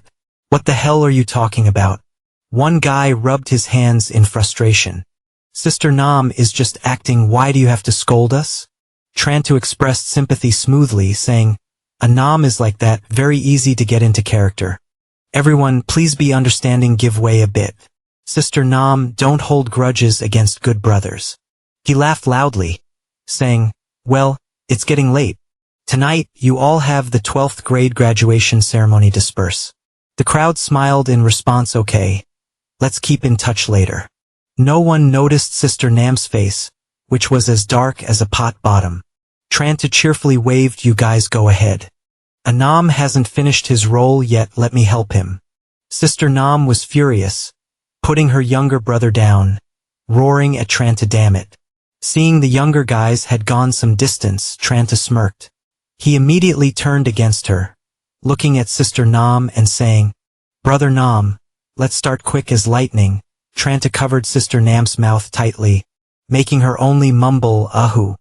The good brothers of Trin Nam turned pale upon hearing the noise, sensing something was wrong, that strange sound not good. Hurry back, they panicked and rushed toward the bathroom, where Tranta was passionately punching and kicking. Then the crowd burst in shouting, "Stop it." Tranta turned his head and forced a smile. "Oh, looks like we've been discovered." The younger guys cracked their knuckles, growling, "You little brat dared to fool us. You're good at fighting, aren't you? Today we'll show you what fighting is." Tranta raised an eyebrow, waving his hands. Don't. We are all civilized people. If you strike, I will scream." Sister Nam heard about his ability to feign injury and quickly shouted. Last time this guy yelled, the security ran over immediately. He thought to himself, it's now school dismissal time, close to the final exam. If I injure its spirit contract, it won't be able to attend class. Moreover, this kind of revenge is more satisfying than just beating it up. Sister Nam spoke up. "Wait a moment," he threatened Trantu. "You are also a Beastmaster if you have guts. Let's duel at the Beastmaster Academy Part 1. The system immediately displayed a new mission. Option 1. Beg for mercy, ask Trin Nam for forgiveness. Reward, title Coward. A chance to soften the opponent when being beaten. Option 2. Refuse, outright run away from the bathroom. Reward. Basic Beast Mastery. Option 3. Win in the Spirit Contract Battle. Reward, gold, seminate, talent, comprehension, rich armor. Trantu looked at Trin Nam, a level 6 Beastmaster. After the previous choice, I was already level 5. I might not lose to him, but glancing at the younger guys, he felt a bit nervous. All level 5 Beastmasters level 6. Whether win or lose, these guys would definitely take the chance to beat me up. Habong, the strongest in the class, might not even be able to take down the whole group. But if that person is chosen. He frowned and replied, "I agree, but I doubt your character. I want to find a witness at the Beastmaster Tavern." Tranta managed to invite Hua Tiaoyu to testify. Sister Nam thought to herself she didn't expect this kid to call Hua Tiaoyu. But it seems the only way to deal with him is to defeat him in the match. He politely bowed his head this time, bothering Sister Tiaoyu. Then Tiaoyu worriedly asked, "It's easy to find a witness, but are you sure you can win against Sister Nam?" Tranta smiled confidently. "Don't worry, Sister Tiaoyu, I'm very confident."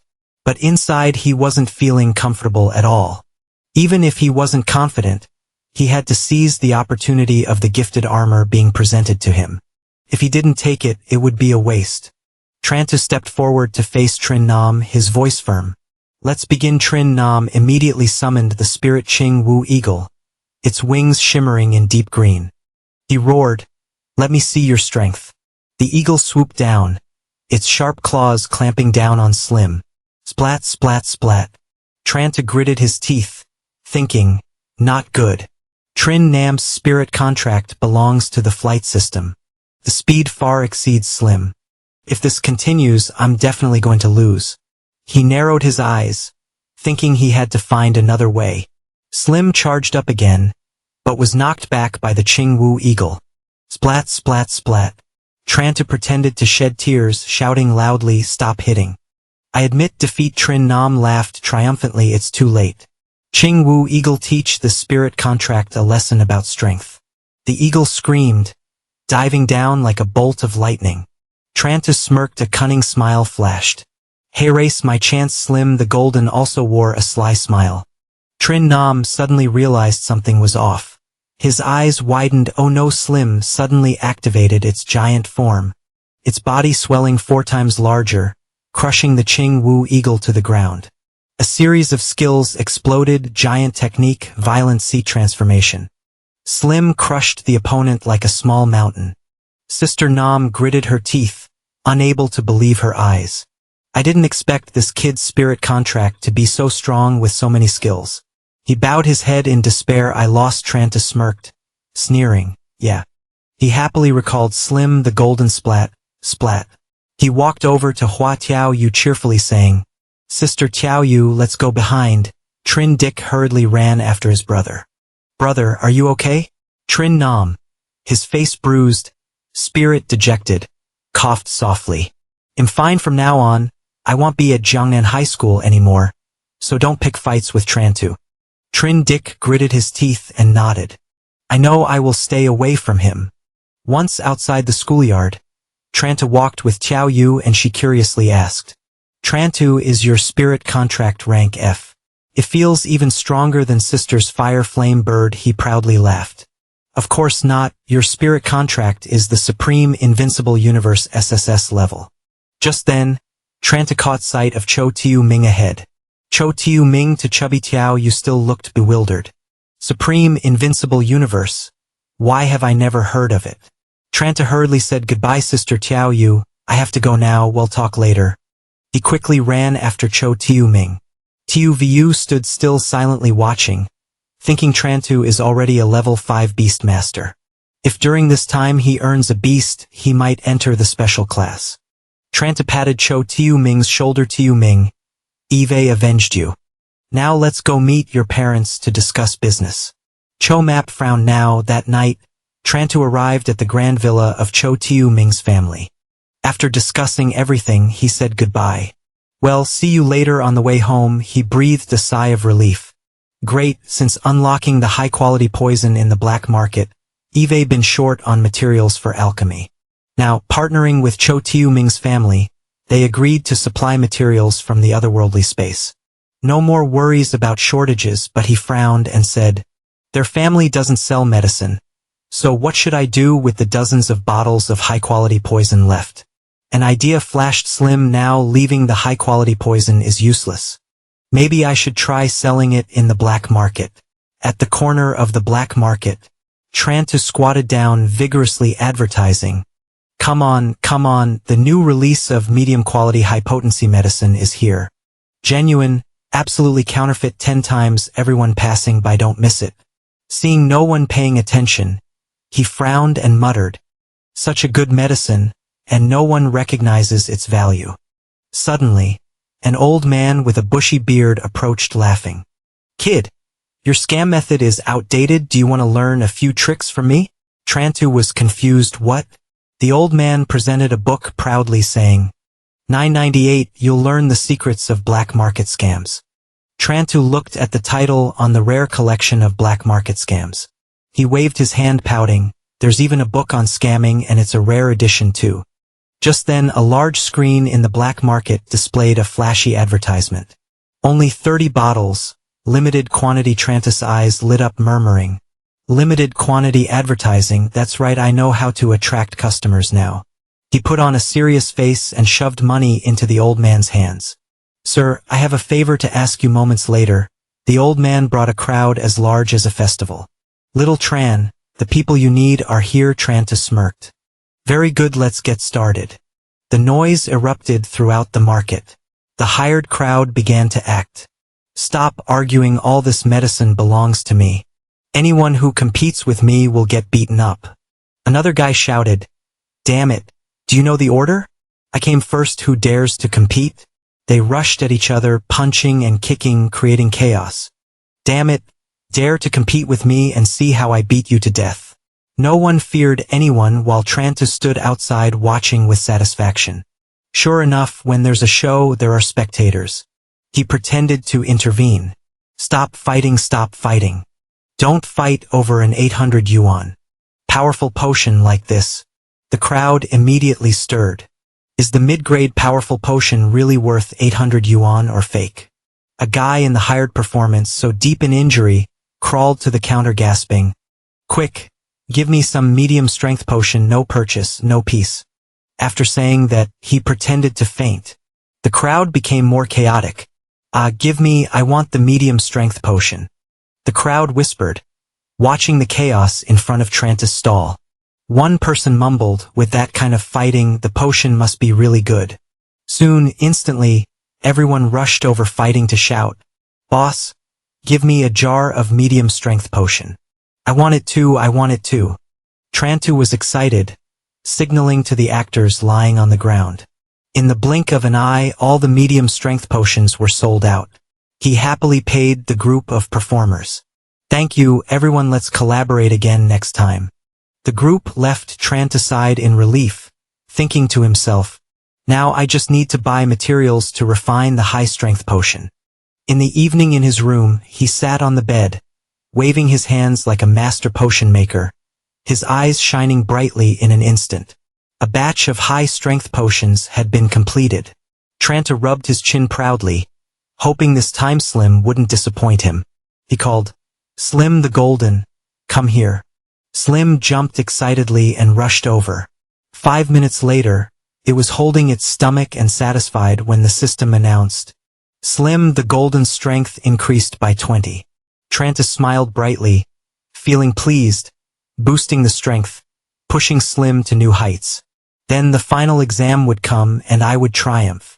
At the final exam venue, Teacher Lynam stood on the podium, speaking seriously. Today is the day of the final exam. After the cultural subject, you will go to the beast taming hall to compete in beast taming. I hope everyone achieves good results. Now let's start the written exam. The bell rang and the whole class focused on doing their papers. Tranta just finished writing the reward and the system suddenly presented a selection task. 1. Submit the paper early to show strength. Reward average beast, taming strength. Option 2. Sit still and wait for the time to end. Reward chaos potion. Option 3. Psychologically affect other candidates. Reward collision skill. Glancing at Teacher Li's fiery gaze, Tranta swallowed hard. Oh my, this is too hard to choose. He gritted his teeth. For the reward, let's take the risk. He began to write on the exam paper, creating a loud rustling sound, causing the whole class to turn and look at him. The system immediately announced, collision skill reward received. Tranta was stunned. That was fast. The psychology of these candidates is really weak. Teacher Ly approached, his face serious as a statue, tapping on his desk with a sharp gaze. Teacher Ly sternly shouted, Trantu, if you don't know how to do it, sit still. Don't flip the paper back and forth. He smiled brightly, casually replied okay. Then comfortably leaned back on the table, thinking, reward received, paper done, let's sleep a bit. A while later, the bell for the end rang. Tranta stretched and yawned while his classmates anxiously whispered, this time is too hard, it must be to filter the elite. Oh, I just hope to pass the cultural subject. Vung Man approached and patted him on the shoulder. This exam is really difficult, I hope I can stay in the top 3.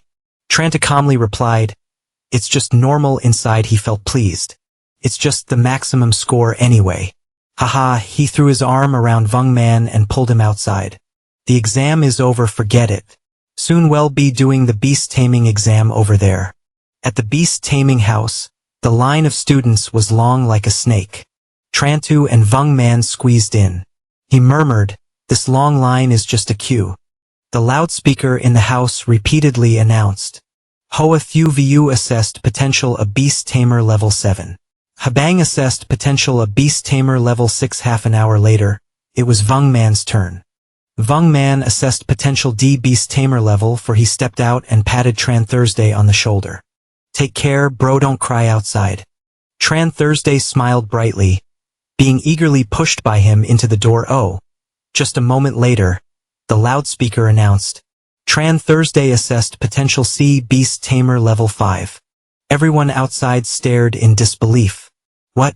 Tran Thursday is level 5 now? He casually stepped out, pretending to be humble.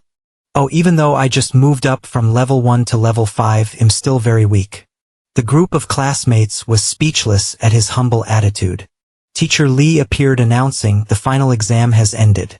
Results will be sent via phone. You may disperse now. Wish you all a happy vacation.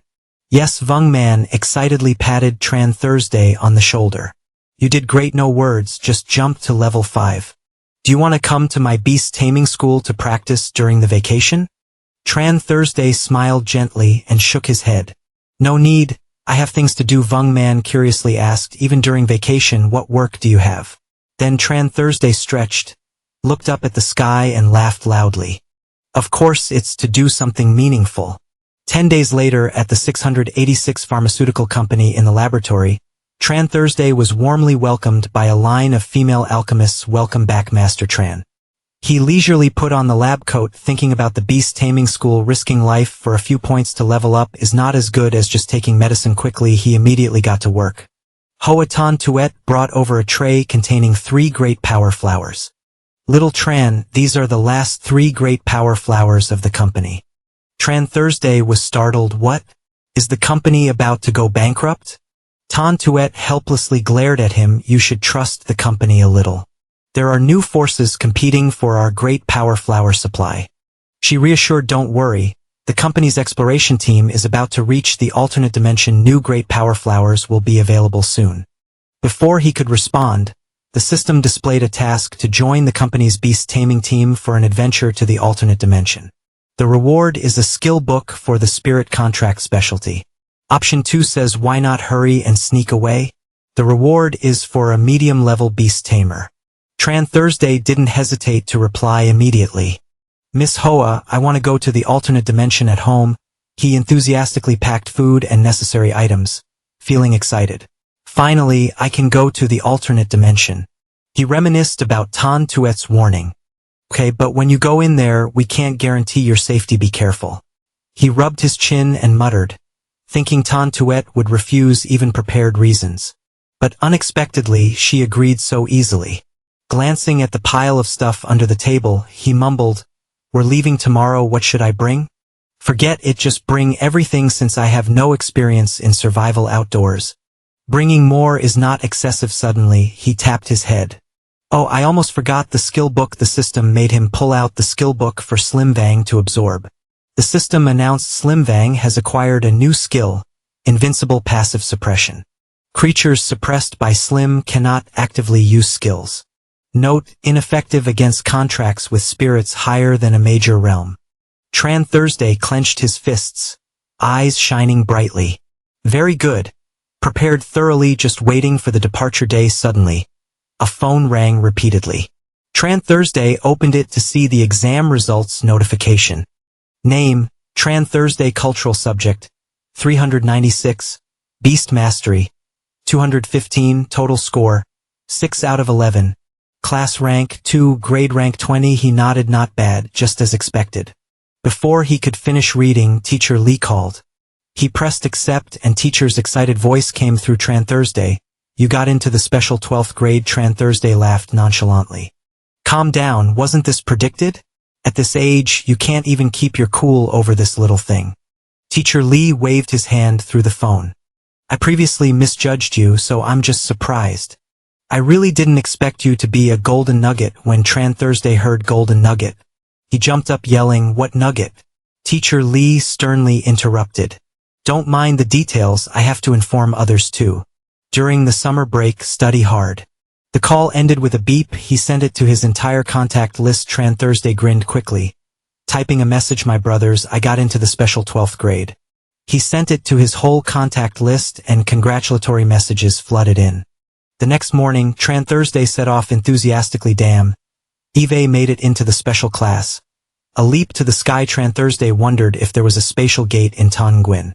Aha, the special class is amazing to avoid those without enough strength. Misunderstanding the otherworldly space.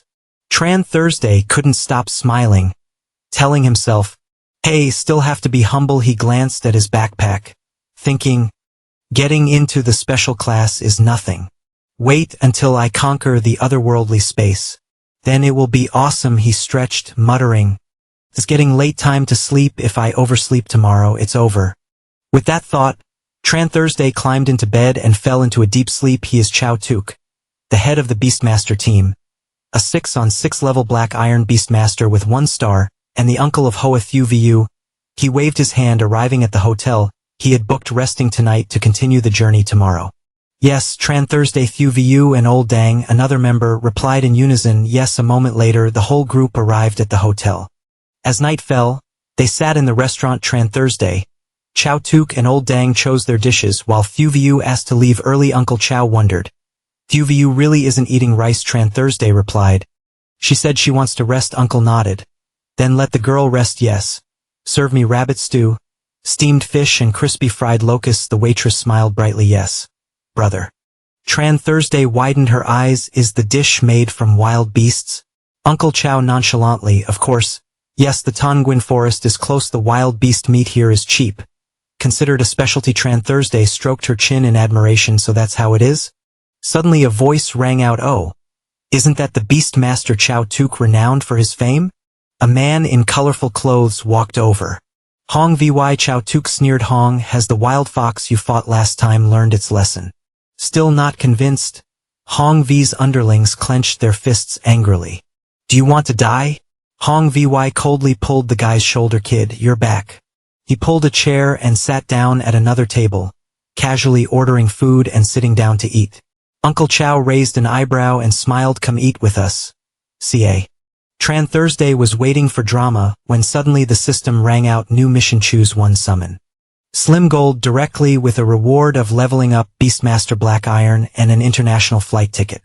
Black Iron option 2, focus on eating with a reward of the contract spirits food amount increased by 5%. Option 3.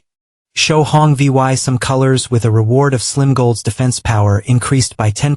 Tran thus eyes lit up thinking, damn it, straight up to Black Iron.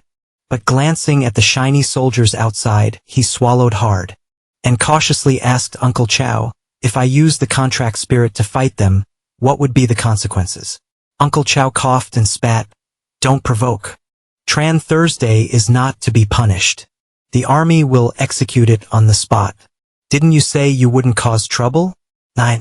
Tran Thursday sulked. Then I want choose one. Choosing 3 could also cause conflict.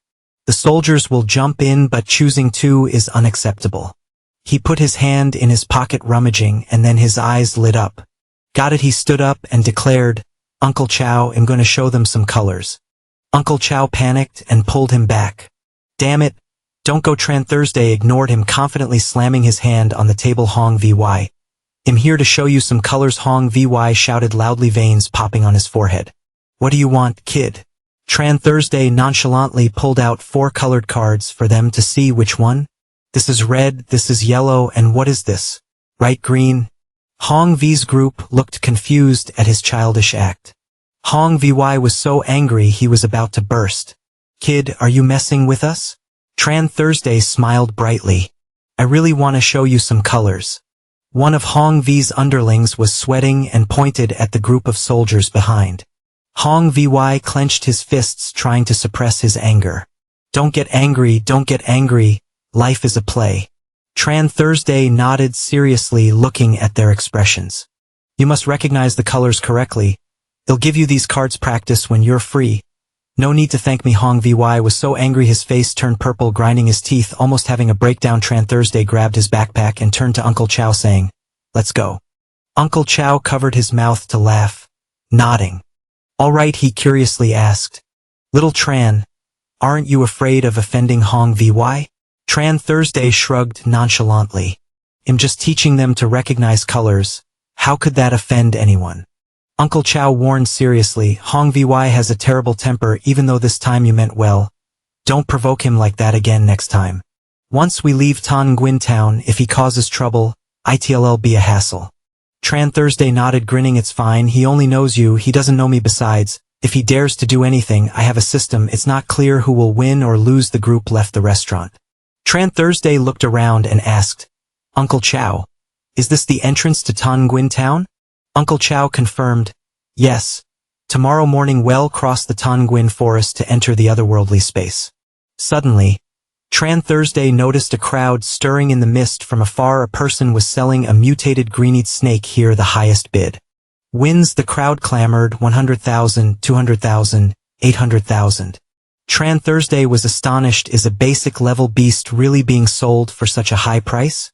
Uncle Chow explained that greeneyed snakes are usually not worth much, but the mutated ones are different. The snake's liver boosts beast taming, and the snake's eyes have a chance to help spirit contracts comprehend keen vision skills. They are bidding high just because of this probability. It's late, let's head back. Hopefully we'll get lucky on this adventure. Tran Thursday nodded. Yes, early in the morning, late at night, the sound of snoring filled the room. Tran Thursday was sleeping soundly when he suddenly woke up. What's that sound? He yawned, sat up, and saw the system showing a new mission. Option 1. Go to the Beast Tamer Association alone. Reward unlocks new potion making guide. Defensive boost. Option 2. Continue sleeping. Reward increases slim defense by 5. Tran Thursday rubbed his chin, calculating increasing slim defense by 5 is good. But it's only temporary. The new potion making guide is the long-term benefit. He jumped up, put on his clothes, and mumbled to choose option 1. All right. Then he quietly left the room, heading straight to the Beast Tamer Association. Tran Thursday glanced at Uncle Cho, who was sound asleep, sneaking out under the night. He ran swiftly, mumbling, "Beast Tamer Association, here I come." When he arrived in front of the association building, Tran Thursday looked up in awe. So this is the Beast Tamer Association. He put his hands in his pockets and walked inside. The atmosphere was lively with trading booths, information, otherworldly space maps, beast images, and the mission hall. There's a lot to do here. He curiously wandered around and finally stopped at Mission Hall 4. Before him was a list of missions. Mission name: collect Thanshire grass. Difficulty: normal. Content: collect at least 5 kilograms of Thanshire grass, must be fresh harvested within 10 days. Mission name: capture a mutated greeneed snake. Difficulty: hard. Content: capture 1 live mutated greeneed snake. Mission name: hunt and kill the Ice Lord. Rabbit: extremely dangerous. Difficulty: content: an Ice Lord rabbit has appeared in the Nguyen Forest, commanding a group of ice rabbits to disturb the base of Jinling Army. Unlimited access. Hunting. Mission level 4. Tran Thursday is engrossed in watching. When the system suddenly presents a personal mission, choose to accept any normal level mission. Average reward for beast control. Choose to accept the mission to hunt and kill the Ice Lord rabbit. Reward: skill giantization. Increase 1 level in the title. Kill Lord. Damage of spirit contract against Lord beasts increases by 5. Tran thus face changed, muttering jokingly, the Ice Lord rabbit, although its bloodline is not strong, it's not something a level 5 beast tamer like me can handle. But he suddenly had a thought. Sim relies on body shape to attack. If giantization increases 1 level, other skills will also be stronger. He called over someone nearby and asked quietly, "I want to ask, if I don't complete the mission, will there be any penalties?" The other person politely replied, "Hello, to accept the mission you need to pay a deposit. If you fail, the money will be deducted." Tran Thursday immediately asked, "So how much is the deposit for the Ice Lord Rabbit mission?" "Currently I have about 100,000 yuan. If that's not enough, consider it as using money to buy skills." The person was confused. "This mission is announced by the military. No deposit is required. Just successfully hunting will receive the reward." Tran thus eyes lit up, excited. "Free? Then I accept." Moments later, he held the mission paper. The mission name was Hunt and Kill the Ice Lord Rabbit. Extremely dangerous. Difficulty: content. Recently, the Ice Lord Rabbit has appeared in Nguyen Forest, commanding a group of ice rabbits to disturb the Jinling Army base. 4 missions have no access threshold. Reward: 50 accumulation points in Hua Sia. Difficulty: 1. The whereabouts of the Ice Lord Rabbit are hard to find. No clues available. 2. The strength of the Ice Lord Rabbit is very strong, requiring at least a Black Steel level beast tamer. 3. It can command the group of rabbits. Risk of being surrounded and eliminated. For hint: the ice rabbit suffers from a severe cleanliness obsession, suitable for living in dry environments. Tran Thursday stroked his chin, pondering. This mission is indeed difficult, requiring both luck and strength, but with his shameless nature, he wasn't worried, stuffing the paper into his pants pocket, thinking to himself, "The system only requires acceptance, not completion. Just pretend I don't see it." He yawned widely, tired. It's late, time to rest. Tran Thursday wandered back to the hotel, sneakily slipped into his room, climbed onto the bed, and slept soundly. The next morning, Chow Tuk, carrying a backpack, said decisively, "Let's go. Today we will enter the otherworldly space in Nguyen Forest." Tran Thursday smiled brightly. Yes, the 4 of them moved to an area covered in thick fog. The military guarded strictly.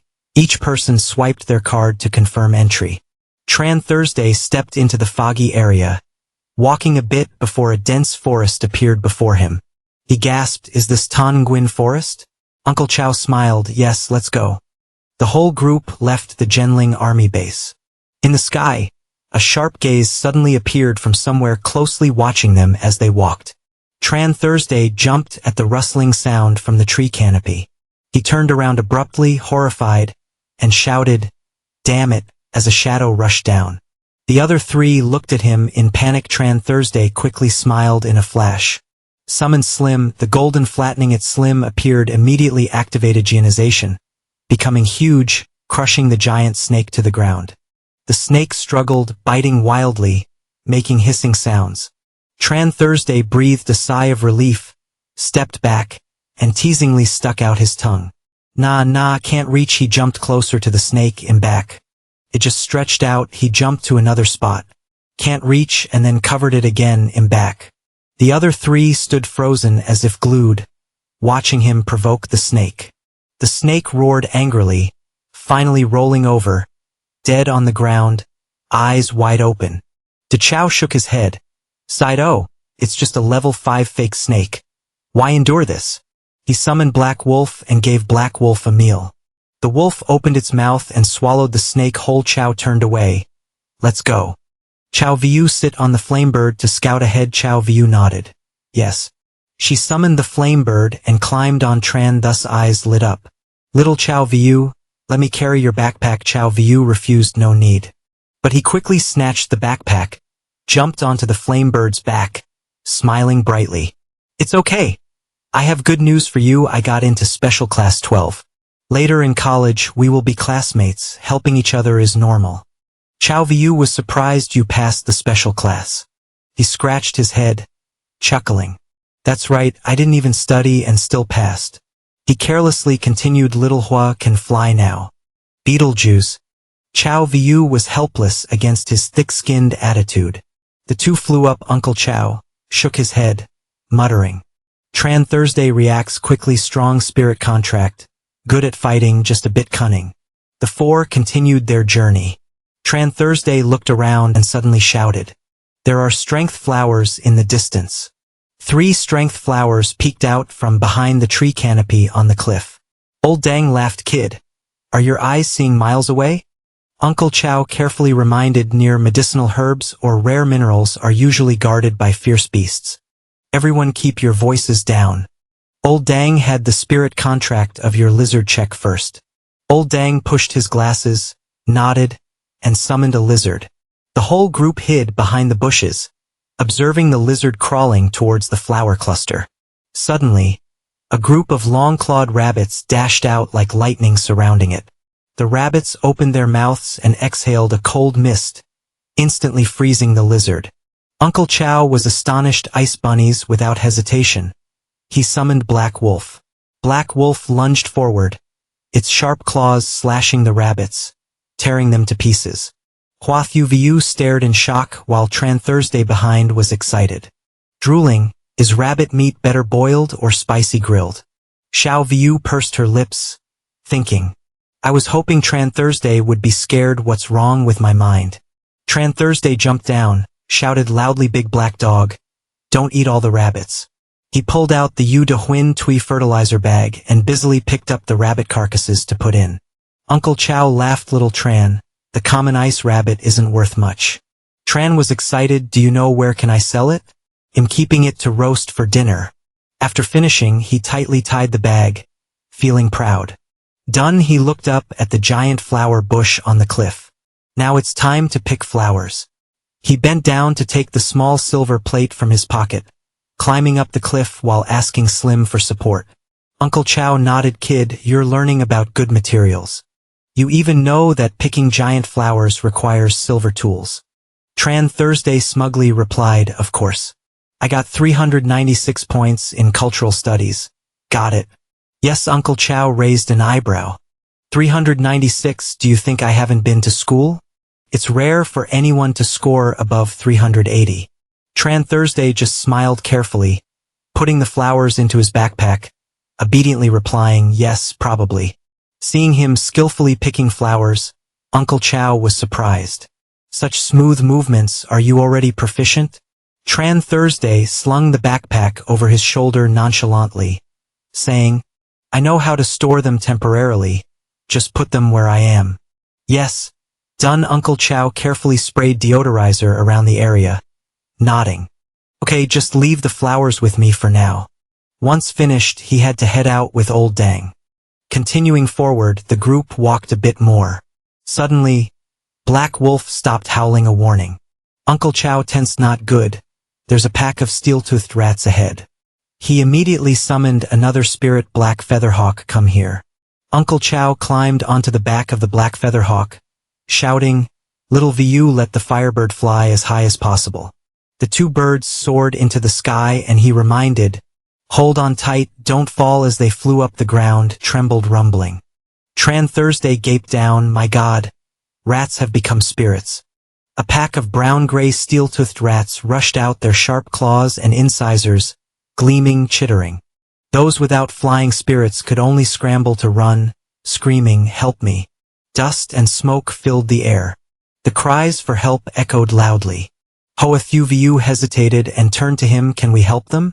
Uncle Chow shook his head helplessly, frowning. A guy clung tightly to a tree, panting, Is this the end? But the rats began gnawing at the tree roots. Crack, crack. The guy panicked. What? Gnawing on the tree too? Uncle Chow yelled, Little Vu, get out of here. Tran Thursday and Little Vu were sweating, watching the dust cloud below. The sound of the rats gnawing, crack, crack, non-stop. The guy in the tree noticed them screaming, Help me. Uncle Chow just shook his head, a look of regret in his eyes. The guy's face turned pale, roaring, If that's the case, I'll die and take you with me. He summoned a snake that charged straight down at the rats. The snake unexpectedly lunged towards the Black Feather Hawk, but Uncle Chow maneuvered the spirit to dodge in time. The ground was devastated. The rats scattered, leaving a pool of red blood. The whole group stared down in shock. Uncle Chow suddenly caught sight of an old rat with sharp, cold eyes, gnawing on a pine nut, staring at them. He tensed. Steel-toothed rats of the Lord level. Everyone hold on tight. Falling down means certain death. The Lord Ice Rabbit raised its head, its sharp gaze sweeping over the two pig birds in the sky. The four held their breath, nervously watching. Fortunately, it only squeaked coldly and led the swarm of mice to retreat quickly. Tran Tu breathed a sigh of relief finally. It's gone. Hoa Tu Vu sadly turned to him. Why didn't we save them earlier, Uncle Chow? He said in a deep voice. You saw it, that person wanted to drag us to die with them. Lam Tin has strict laws, a strong law enforcement agency, but the otherworldly space does not. Here, even if you are killed, no one would know. I hope you don't become a bad person, but also don't be a good person at the wrong time or place. Tu Vu closed his eyes and softly replied, I understand. Tran Tu quietly looked at Uncle Chow, surprised by that profound statement. Uncle Chow ordered, All right, let's leave here. It would be troublesome if they come back. Two birds soared across the evening sky. As night fell, the group stopped to rest. Tran Tu lit a fire, roasted a rabbit, filling the air with a delicious aroma. Uncle Chow praised little Tran. Turns out you brought a rabbit to roast and even prepared spices. It smells great. Tran Tu smiled brightly. I brought the spices with me, afraid of getting hungry. The whole group sat around enjoying the meal. Uncle Chow nodded. The taste is not bad. Tonight we will take turns keeping watch. Little Tran and Old Dang will watch first, and I will keep watch with Tu Vu. Tran Tu and Tu Vu focused on eating in unison, yes. At midnight, Tran Tu and Old Dang were on watch outside, but both had dozed off at some point. From the nearby bushes, red eyes gleamed in the darkness. The next morning, Old Dang packed up the belongings, frowning. Last night, I kept feeling like something was watching us. He asked Uncle Chow, Brother, was there anything unusual last night? Uncle Chow shook his head. Not at all. Old Dang was confused. Must have been an illusion. Uncle Chow frowned. An illusion? Tu Vu and Tran Tu had climbed onto the back of the Leet Hoa Du. Tu Vu called out, Uncle Chow, Old Dang, let's set off. Uncle Chow nodded. All right. All four climbed onto the Tin Lin Kuyuk and soared into the sky. The deeper they went into the Tan Nguyen forest, the more fierce beasts appeared. Thanks to Hak Lang, they passed 7 days without encountering danger. During this time, the group caught 3 green-eyed snakes and gathered quite a few medicinal herbs. After 7 days, Uncle Chow encouraged, Today is the last day in the Tan Nguyen forest. Everyone lift your spirits. Don't let failure come at the last moment. But all three said in unison, understood. They continued walking. While advancing, Chow suddenly stopped. A fork in the road appeared before him with two paths. At the same time, a mission appeared for Tran Thursday. Choose one to turn left to challenge the level Black Steel Beast. The reward is a 5 increase in Slim Gold Power. A second option, turn right to collect level 2 Thiat Hawk Fruit. The reward is a 10 increase in Slim Gold Defense. A third option, go straight to explore the Tan Nguyen Forest. The reward is just an average level defense. Tran Thursday rubbed his chin in delight. The system is quite meticulous, even specifying what lies ahead. Alright, let's make a bet. Old Dang spoke up. Captain, which way should we go now? Uncle Chow hesitated. Wetran Thursday quickly interjected. Uncle Chow, wait a moment while I draw a fortune and then decide. Uncle Chow was suspicious. You know how to tell fortunes? He scratched his head and chuckled just a little bit. He pulled out 3 child cards, threw them on the ground and pointed to the right. The divination said to go to the right. The 3 others fell silent. Uncle Chow helplessly looked at the pile of cards, mumbling. If it's the right, then it's the right anyway. I don't know which side to choose. The group continued on their way. Old Dang kept looking back anxiously. The captain hasn't seen any beast since earlier. Why does it feel off? Suddenly, a wild boar rushed out from the bushes, its sharp tusks glinting, charging like a tank. Boom, boom, boom. Tran Thursday shouted. Old Dang, be careful. He summoned the golden Slim. Squish, squish. Slim jumped, crushing the wild boar instantly. Tran Thursday was pleased. You want a sneak attack in front of me? You're not skilled enough. The boar stopped struggling. Slim was knocked away, bubbling. Suddenly, the boar's tusks turned bright red. His body surged with strength, stomping down hard. Slim was hit, panicking, shouted, "Ugh! Ugh!" Tran Thursday quickly recalled it. Slim turned back before the boar could charge them. Slim had vanished. Uncle Chaw's Black Eagle charged in. He furrowed his brow anxiously. Wild boar mutated blood level were in trouble this time. He gritted his teeth and summoned another spirit, needing 2 spirit contracts to fight together. Black Wolf suddenly appeared, baring its fangs and growling. The Black Eagle had been pierced by the wild boar's tusk through its wings, staggering in the air. Black Wolf lunged forward, its fangs glinting with a cold light. With a powerful charge, the wild boar was sent flying, letting out a painful cry, "Ugh! Ugh!" It took a few steps back, still growling. Black Wolf and Black Eagle attacked simultaneously, surrounding the wild boar, continuously biting and tearing. Suddenly, 3 tusks of the boar gathered into a ball of energy, gradually forming. Uncle Tro shouted loudly, his voice filled with worry. Not good, it's about to use a skill. Little Eagle quickly used Soul Attack. A beam of dazzling golden light shot straight up into the sky. The wild boar was dazed before it could understand what was happening. Black Wolf clawed, delivering a blow that knocked it to the ground.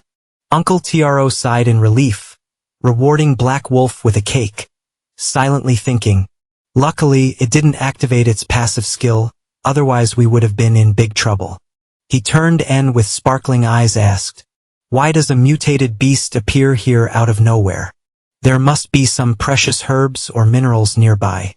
Just then, Black Eagle, soaring high, discovered a second-level iron core fruit.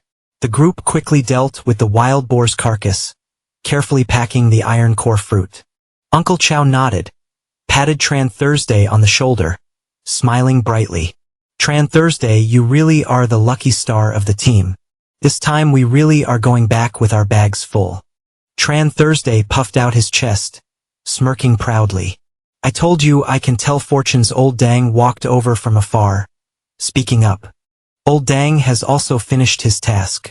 Captain, I have dealt with the wild boar, we can continue. Uncle Chow nodded firmly. All right, let's set off. The 4 continued their journey, dragging the enormous wild boar's carcass. Old Dang leaned close to Tran Thursday, whispering, Little Tran, Old Dang owes you a life. Don't worry. I'm a person of gratitude and I will definitely repay you. I will definitely repay you. Tran Thursday waved his hand and laughed carefreely. No need, it's all small matters. Suddenly, a fierce beast rushed out from the bushes. Black Wolf swiftly sliced the two snakes in half before the horrified eyes of Old Dang. Uncle Chow hurriedly reminded, his voice stern. Uncle Chow reminds everyone to stay focused. Pay attention to the surroundings. Absolutely do not get distracted. Old Dang slumped, nodded okay. Got it. The group walked a bit further and finally found an open area to rest. Uncle Chow ordered. Today we will stop here for the night and tomorrow morning we will head back. The whole group exclaimed as Tran Thursday unexpectedly discovered a sparkling beehive nearby. Eyes lighting up with excitement. Today, we are in for a treat. Little Lang, help me get the beehive down. Black Wolf obediently grabbed the shiny beehive and placed it in his hand. Tran Thursday happily lifted the beehive, beaming. Tonight I will make wild boar meat with honey sauce for everyone. At night, after a hearty meal, Old Dang lay beside Tran Thursday whispering, I say, little Tran, you should choose to study at the Imperial Beast University. You will definitely excel more than being a freelance beast master. Tran Thursday laughed loudly, shook his head and replied, forget it, you are burying the future legendary beast master here. Besides, the cooking skills of Zhang de Dao on my team far exceed yours. Old Dang pondered and nodded. Indeed. Being a beast master wouldn't be bad for you. He suddenly asked, by the way, you're 17 this year, right? Tran Thursday was surprised. Why is that? Old Dang replied with a smile, she's about the same age as my daughter. Tran thus eyes immediately lit up, smirking. You don't mean to introduce your daughter to me, do you? He hurriedly waved his hand. No need, I don't need that. Old Dang pulled out his phone showing a picture. Why do you act like you're being wronged? I didn't say anything. I just wanted the two of you to be friends and interact purely. Tran Thursday looked in stunned, then angrily snatched the phone. Old Dang, a person should have a conscience. Are you trying to send me to jail and saying she's the same age as me? Old Dang sweat profusely awkwardly. Isn't she just about 10 years younger? Tran Thursday yelled loudly, is this just a matter of being 10 years younger? This is a crime. Everyone has a responsibility to protect the young. He growled, uncle, stop this topic right now. Don't mention it again or I'll really get angry. Just then, the system unexpectedly displayed a choice mission. 1 roll to the right 5 meters to dodge the attack. The reward is a 5 increase in spirit contract speed. To trust in your iron head skill, use your head to block the attack from the earthquake bear. The reward is a 1 level increase in affinity. Without hesitation, Tran Thursday immediately kicked Old Dang aside. A gigantic bear paw stomped down, shaking the ground. The earthquake bear stood tall before him, its overwhelming presence. Tran Thursday panicked and ran away, shouting, help me, to Black Eagle, who immediately soared into the sky ready to counterattack. Uncle Cho and Little Vu hurriedly ran out from the tent, anxiously asking, are you all okay? The whole group responded in unison, it's okay. Just after Tran Thursday replied, his eyes widened. His jaw nearly dropped to the ground and his heart raced. That's not right, the earth-shaking bears have accomplices. A herd of earth-shaking bears surged like a tsunami, growling. Gore, gore, gore, gore, gore. Uncle Cho startled awake, shouting, everyone get in combat mode. Understood. The contracted spirits were immediately summoned. Uncle Cho frowned and muttered clearly, we have eliminated the Lord Beast. How can we attract so many earth-shaking bears? Tran Thursday broke out in a cold sweat, his voice trembling. Maybe it's because we ate honey. The aggressive bears surrounded them on all sides and their group fought hard. Suddenly a bear roared loudly, leading the herd, banging its paws on the ground. Boom, boom, boom. The ground shook violently, causing Tran Thursday and Thu Vu to stumble. Thu Vu screamed, ah. Uncle Cho gritted his teeth and growled, damn beast. Hak Lang charged straight in, biting hard on the neck of one bear. Tran Thursday shouted, Thu Vu, be careful. The bear over here is about to reach you. Slim quickly jumped in between, blocking the bear's attack. Tran Thursday shouted, crush this beast for me. The bear grabbed Slim and threw him like a coffin lid. Coughing, Slim struggled, but before he could resist, Hak Lang delivered a powerful kick, bringing the bear down. Tran tu stared at Hak Lang secretly amazed. Is this the power of the black steel spirit contract? Even injured, it's still so strong. Yes. A moment later, the bodies of the earth-shaking bears lay scattered everywhere. The battle finally came to an end. Tran Thursday sighed. Thank goodness I didn't choose the mission to eliminate the Ice Lord Rabbit, or the situation would have been worse. He stepped aside, muttering, I almost peed my pants. I need to take care of this, or next time I face real danger it will be so embarrassing. For systems suddenly appeared dominant mission option 1. Go to the bathroom next to the grass. Receive the title Nature's Good Friend. The effect makes urine smell stronger near the grass. Option 2. Stand on a tree to relieve yourself. Receive the skill reward of the spirit contract's body enhancement increased by 1 level. Tran Thursday raised an eyebrow, shaking his head in dismay. What's wrong with the system? Going to the bathroom feels like picking flowers and catching butterflies. He glanced at the tree next to him. Sighed. Fine, let's go with your whim. He climbed up the majestic branch, comfortably relieving his worries there. He closed his eyes, feeling a wave of refreshment wash over him. The reward was immediately sent. Slim's body enhancement skill increased by 1 level and the duration was extended. Suddenly Tran thus face paled, looking down, his heart raced. Wait, my urine just hit a rabbit's head. He panicked, realizing it was the Ice Lord Rabbit. Without time to think much, Tran Thursday ran for his life, shouting, Oh my God, damn it. He shouted loudly, Ah, the Lord Ice Rabbit is here. Uncle Chow and the team saw Tran Thursday rushing over in a panic. A cracking sound echoed. The large tree was severed in 2 by the sharp claws of the Ice Rabbit. Tran Thursday, nicknamed Tran Thursday Desperate, shouted angrily, Damn it. We really encountered a ghost this time, Bae. Why have we encountered a lord creature twice already? The team was worried, trembling voice. This Ice Rabbit is at least an A-level spirit contract. Our strongest black wolf is only level C. It seems this time is really dangerous. The Ice Rabbit opened its wide mouth, growling menacingly. It looked up at the sky, letting out a terrifying howl. The upper team panicked and shouted, It's calling for its companions. He turned around, shouting loudly, Run away. Then he quickly reminded, Absolutely do not let any ice balls hit, otherwise we will surely die. Tran Thursday quickly replied, Understood. He looked down and saw a group of pitch-black rabbits, their eyes glaring with hatred, staring at them. The rabbits all opened their mouths, shooting out icy beams. Then Tran Thursday immediately ordered, Teo Vu, fly a little higher. Duyan bird squawked, soaring up into the sky.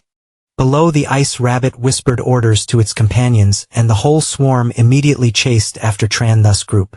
He glanced down, his heart chilled to see they were still closely following, icy beams shooting out like a storm, targeting Duyan bird and Black Eagle. Other spirit contracts were frozen 1 by 1. Even the Black Wolf could not escape its fate. The Ice Rabbit simultaneously used their eyes to shoot icy beams. The team screamed in despair. No, if we keep being chased, we will also be done for. He turned to Tran Thursday, his eyes panicked. Tran, what exactly did you do? Why do I feel like it's targeting you? Tran Thursday hesitated to confess, mumbling, I accidentally peed on that rabbit's head. Uncle Chow and the team were left speechless, looking at each other. The team helplessly sighed. You really are quite a talent, he worriedly continued. The Ice Rabbit is famously known to be clean. You are, never mind, let's just keep running away. This time it really won't let us go. Duyan bird and Black Eagle flapped their wings with all their might, feathers flying under the icy rain from the Ice Rabbits. 10 minutes passed. Tran Thus group was still relentlessly pursued by the vengeful rabbits. Tran Thursday shouted, his voice hoarse. Tran Thursday encourages hold on Thu Hoa bird. 30 minutes later, the Ice Rabbits still did not give up. 2 hours later, although the spirit contracts were exhausted, the leading Ice Rabbit Lord still closely followed Tran's group, its eyes glowing red with killing intent. Seizing the opportunity, Tran quickly said decisively, Uncle Chow, let's turn back and fight. Now only the tired Ice Rabbit Lord remains. He urged, if we don't fight, we'll have no way to escape. Thuong Don quickly created an electric ball, shouting loudly, Space Wall. The Black Wolf was immediately summoned, charging straight toward the Ice Rabbit. The two sides faced each other, sharp claws, ready to clash. A terrifying energy explosion erupted from the confrontation. Then Black Eagle rushed in, striking 2 precise pecks at the bright red spot on the ice rabbit's back. The enraged beast turned around, glaring with its eyes, launching an icy arrow straight at Black Eagle. Black Wolf darted out to block the arrow, but Thwangdon panicked and shouted, "It's bad. Black Wolf is about to be frozen." Just then Slim appeared, its slimy body shimmering. Tran Thursday smirked provocatively. "You think you can succeed with a sneak attack?" "In your dreams," he commanded decisively. "It's in a frozen state, don't retreat, attack quickly." Black Wolf, despite the pain from the icy strike, roared fiercely along with Black Eagle in a counterattack. The ice rabbit's eyes were bright red, aggressive and fearless. Tran Thursday shouted loudly, "Fall back." The ice rabbit shot many more icy arrows, but both spirit contracts dodged them. Tran Thursday immediately ordered, "Now's the time, everyone charge in." The 4 spirit contracts charged in for a full assault. The ice rabbit remained defiant, its body covered in a disgusting liquid. Suddenly the ground beneath it cracked open and the beast leaped up, landing to crush Black Wolf.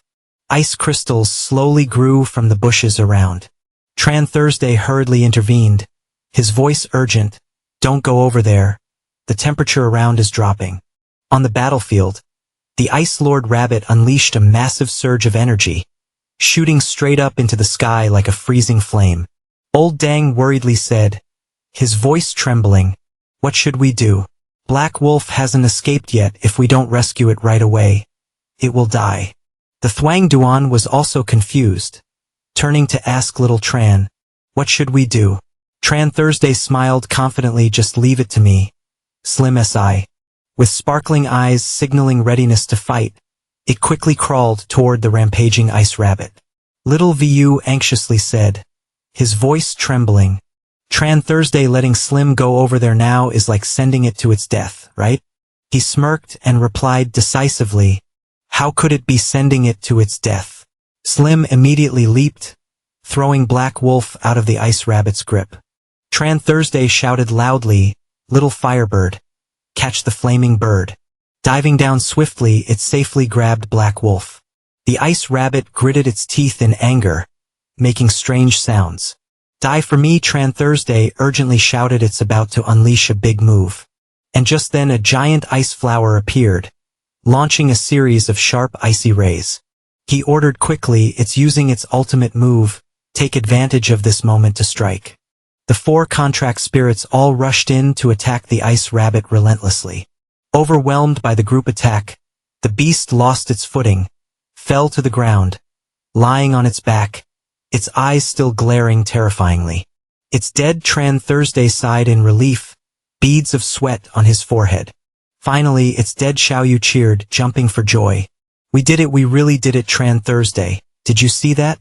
He patted her head, smiling gently.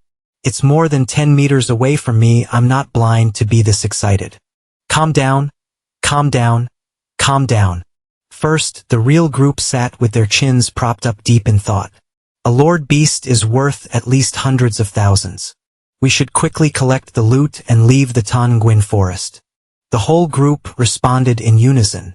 2 birds of the contract quickly flew everyone away. Tran Thursday smiled secretly, thinking, "Finally we're back. I made it back." The real group sighed in relief, "Finally back." He said emotionally, "This time everyone worked hard. After exchanging the items for money, I will transfer it to you all. Xiao Tran, you also have a share." Tran Thursday waved his hand, smiling comfortably. "No need, Uncle Chow, you are being too polite. I've already put the collected herbs into my bag. The money you all can divide among yourselves." The real group patted Tran Thu's shoulder, their eyes filled with admiration. "Your movements are really quick, it makes me feel embarrassed." Tran Thursday smiled brightly, waving his hand politely. Then the real group said seriously, "Tonight everyone should tidy up a bit here. Tomorrow morning we will return to Namjong City." The whole group responded in unison, "Yes." Time passed quickly. The sky was dark. Tran Thursday quietly left, holding the head of the Ice Lord Rabbit, heading straight to the Beast Tamer Association.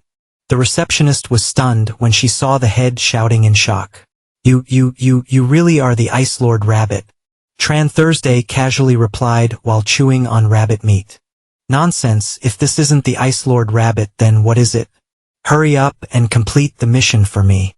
The receptionist quickly accepted the head, mumbling, "Wait a moment, let me confirm first." A man approached, introducing himself as Ta Sun, a soldier of the Ling Gen army. Tran Thursday shook his hand, smiling friendly. "Hello, I am Tran Thursday. Brother, wanna try some rabbit meat?" Ta Sun politely declined. "No thanks, sir, what you brought is indeed the Ice Lord Rabbit. Please provide your ID. The Hoaxia points will automatically be recorded after verifying your identity." Ta Sun exclaimed in surprise, "You're only 17. Tran Thursday raised his eyebrows and smiled lightly. "Doesn't it look like it?" Ta Sun shook his head, his eyes full of admiration. "It's not just a little surprising that at 17 you can hunt the Ice Rabbit Lord. I can inform you now 50 points of accumulated Hoaxia have been added to your identification. You can go to the government agency to exchange for resources at any time." Tran nodded, smiling comfortably. "Thank you. If there's nothing else, I'll take my leave." Ta Sun replied briefly.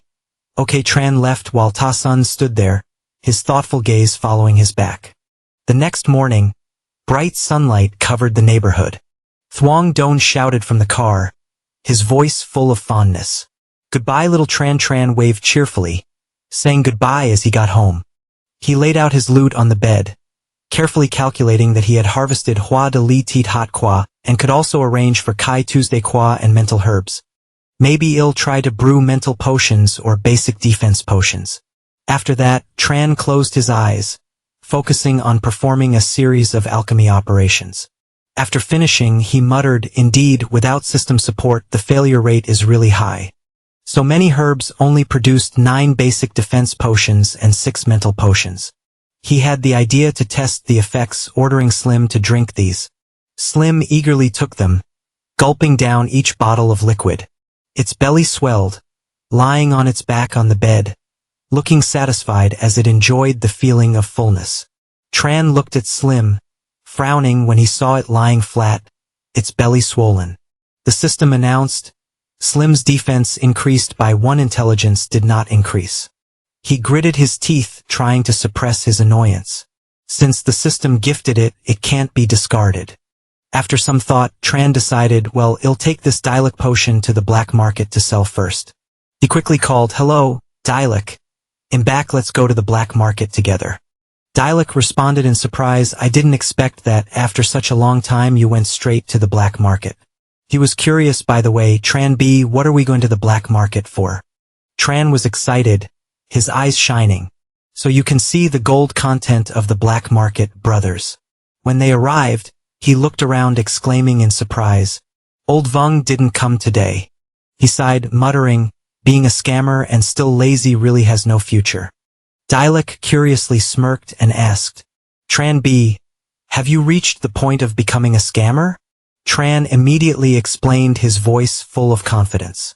"This is the real deal, real potions, do you understand?" He boasted, "Now I will show you my reputation. I don't need to do anything and customers will come." Dialect, upon hearing this, was speechless, raised his middle finger and glared. Both of them began to display several sparkling bottles of medicine on the table. After a moment, 2 young men approached to ask the price. "Hey brother, how much is this bottle of medicine?" Tran Thursday replied succinctly, 80,000 per bottle. The young man became angry after hearing this. What the hell? Is this bottle made of gold? Or is the medicine made from gold? Tran Thursday was taken aback, silently wondering what this meant, feeling that something was off. But the young man with purple hair spoke up. "Give me a bottle." Tran Thursday quickly handed over a bottle of medicine. And the young man with purple hair held it with a skeptical look. "Is this medicine guaranteed to be real?" Tran Thursday, irritated, retorted, "I run this pharmacy, how could I sell you fake medicine?" The young man with purple hair frowned and said sharply, am asking you, is this real medicine? Tran Thursday gritted his teeth in anger. Are you deliberately provoking me? Do you want to buy it or not? The young man with purple hair leaned close and whispered, if your medicine is real, I will definitely buy it, but what if it's fake? Tran Thursday firmly committed. If it's fake, I will drink it myself. Are you satisfied? The young man with purple hair nodded and opened the bottle. You said that if this medicine is fake, you have to drink it. Tran Thursday quickly shouted to stop him. Wait, brother, you haven't paid, you can't drink it. Suddenly, a pair of handcuffs glimmered into view. The young man with purple hair threw Tran Thursday to the ground, and the brown-haired guy next to him rushed in, pinning Dialect down and shouting, don't move. The three young men with purple hair pulled out their badges and coldly declared, Public Security Bureau of Namjong City, do not resist or we will kill you. What had to come came. The scene shifted to the cold iron bars of the detention room. Dialect sat dejectedly on the floor side. Man, you really are my brother. Is this your calling power in the black market? Indeed. Extraordinary. Tran Thursday helplessly shook his head, exasperated. It's not me, I didn't know the script wasn't like this. He turned to the purple-haired policeman who was now in uniform. Officer, you've got the wrong person. We are all good youths. Last time I even caught a wanted criminal. The purple-haired guy leaned close, shining a flashlight directly at Tran Thu's face.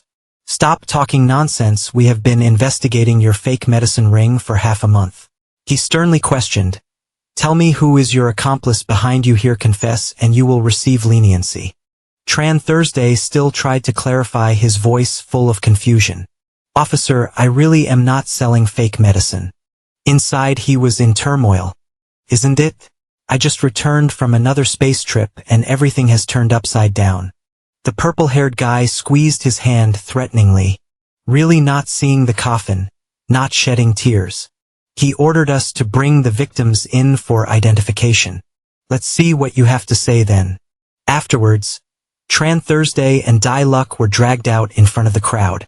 The policeman shouted loudly, Look, is that him? The crowd immediately erupted, pointing and shouting, It's him. It's definitely him. Dai Luck's eyes widened, his face pale. An angry person accused, because of him our spirit contracts all vomited into the fighters, causing severe stomach pain. Tran Thursday was horrified, thinking, have I really become a fraudster? He wondered. Slim took the medicine like drinking water and is fine. Why is there a problem with mine? He spoke up to explain. I say, you all, are you sure that medicine was sold by me to everyone? One person confidently replied, That's right, I bought it from you. Another person raised their phone, opened a picture of the old man Vongbat, accusing, These people are in the same group as you, right? He said that the medicine was all real. Tran Thursday was stunned, mumbling, Brother Vongbat, why didn't I see him when I spoke so early? Turns out he slipped away. He hurried to clarify, he is a professional scammer. The two of us really don't know each other and are not in the same league. Everyone think about it when using my medicine. Has there ever been a problem? But the crowd still looked at him, their gazes sharp like bullets. Tran Thursday glanced over and shouted, Uncle Vong. Vong Qian walked in through the main door, his eyes surprised. The purple-haired cop quickly called out, Captain. Vong Qian frowned, his voice calm. Tran Thursday, why are you here? What is going on? The purple-haired cop leaned in, whispering to report the situation. Vong Qian asked sternly, how do you explain this? Tran Thursday, with tears in his eyes, voice full of grievance. Uncle Vong, we are truly wronged. No matter how short on money I am, I cannot sell fake medicine. He insisted, my medicine comes from the 666 pharmaceutical company. If you don't believe me, I will call someone from the company to confront you. Hearing this, Vong Qian and the cop nodded in agreement. Vong Qian handed his phone to Tran Thursday. A message from Uncle Chow appeared.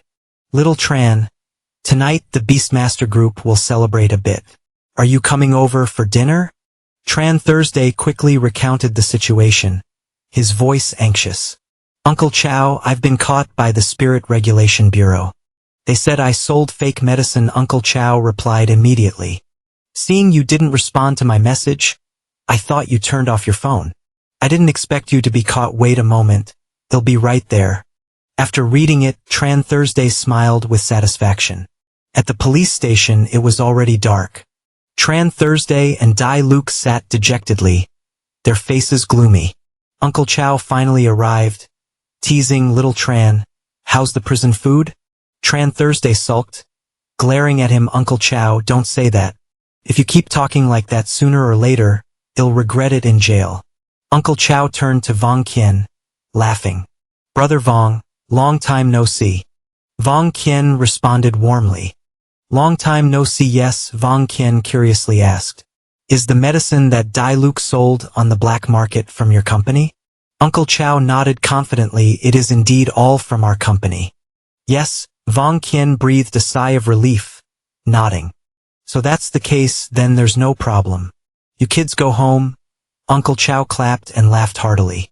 Let's go, little friends. As they reached the entrance of the Jinling Bureau, Dai Lu lifted both hands high and took a deep breath. Why do I feel so fresh and new?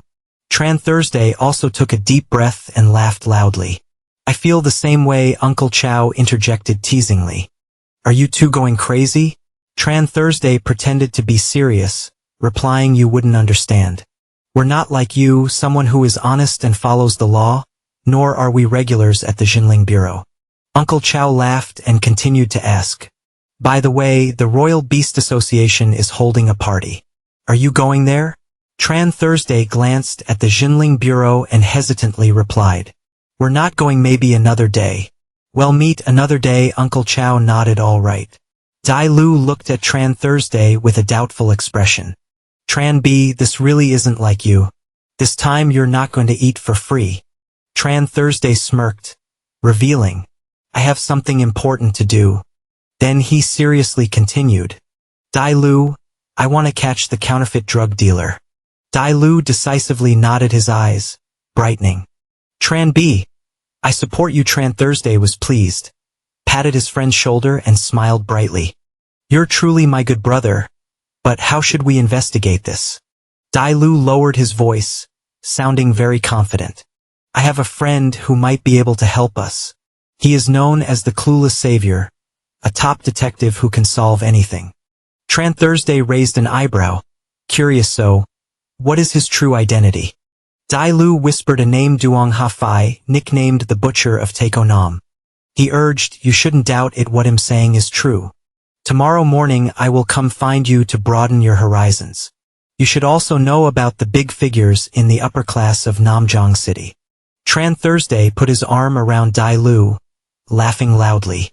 All right. The next morning on the way to Duong Ha-Fai's place, Tran Thursday kept yawning.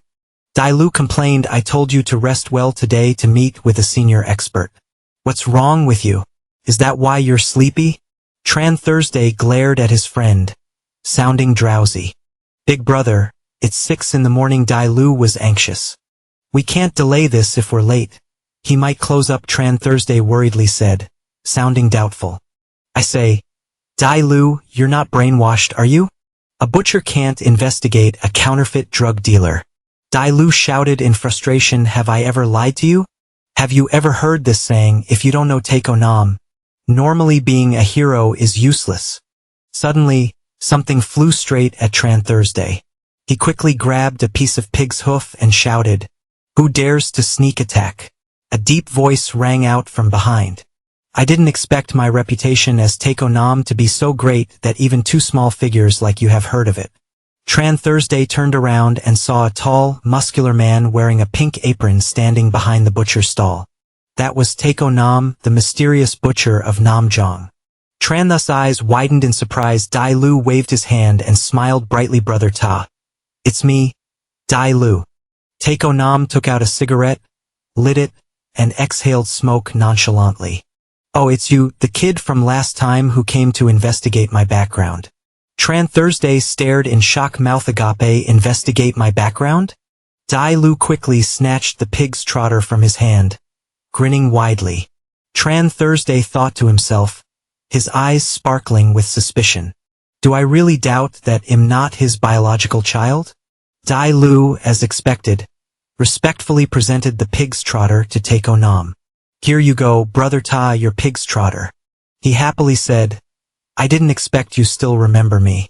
Taeko Nam calmly replied, exhaling smoke, how could I forget you? That day, I still remember what color pants you were wearing. Tran Thursday jumped in surprise, muttering, something's off with these two. Dai Lu laughed loudly, putting his arm around him. Haha, don't mind the little details. Then he turned to Taeko Nam. Brother Ta, my friend has something he wants your help with. Taeko Nam raised an eyebrow, his tone serious. Does your brother also suspect that he's not your biological child? Tran Thursday quickly raised his hand in protest, panicking.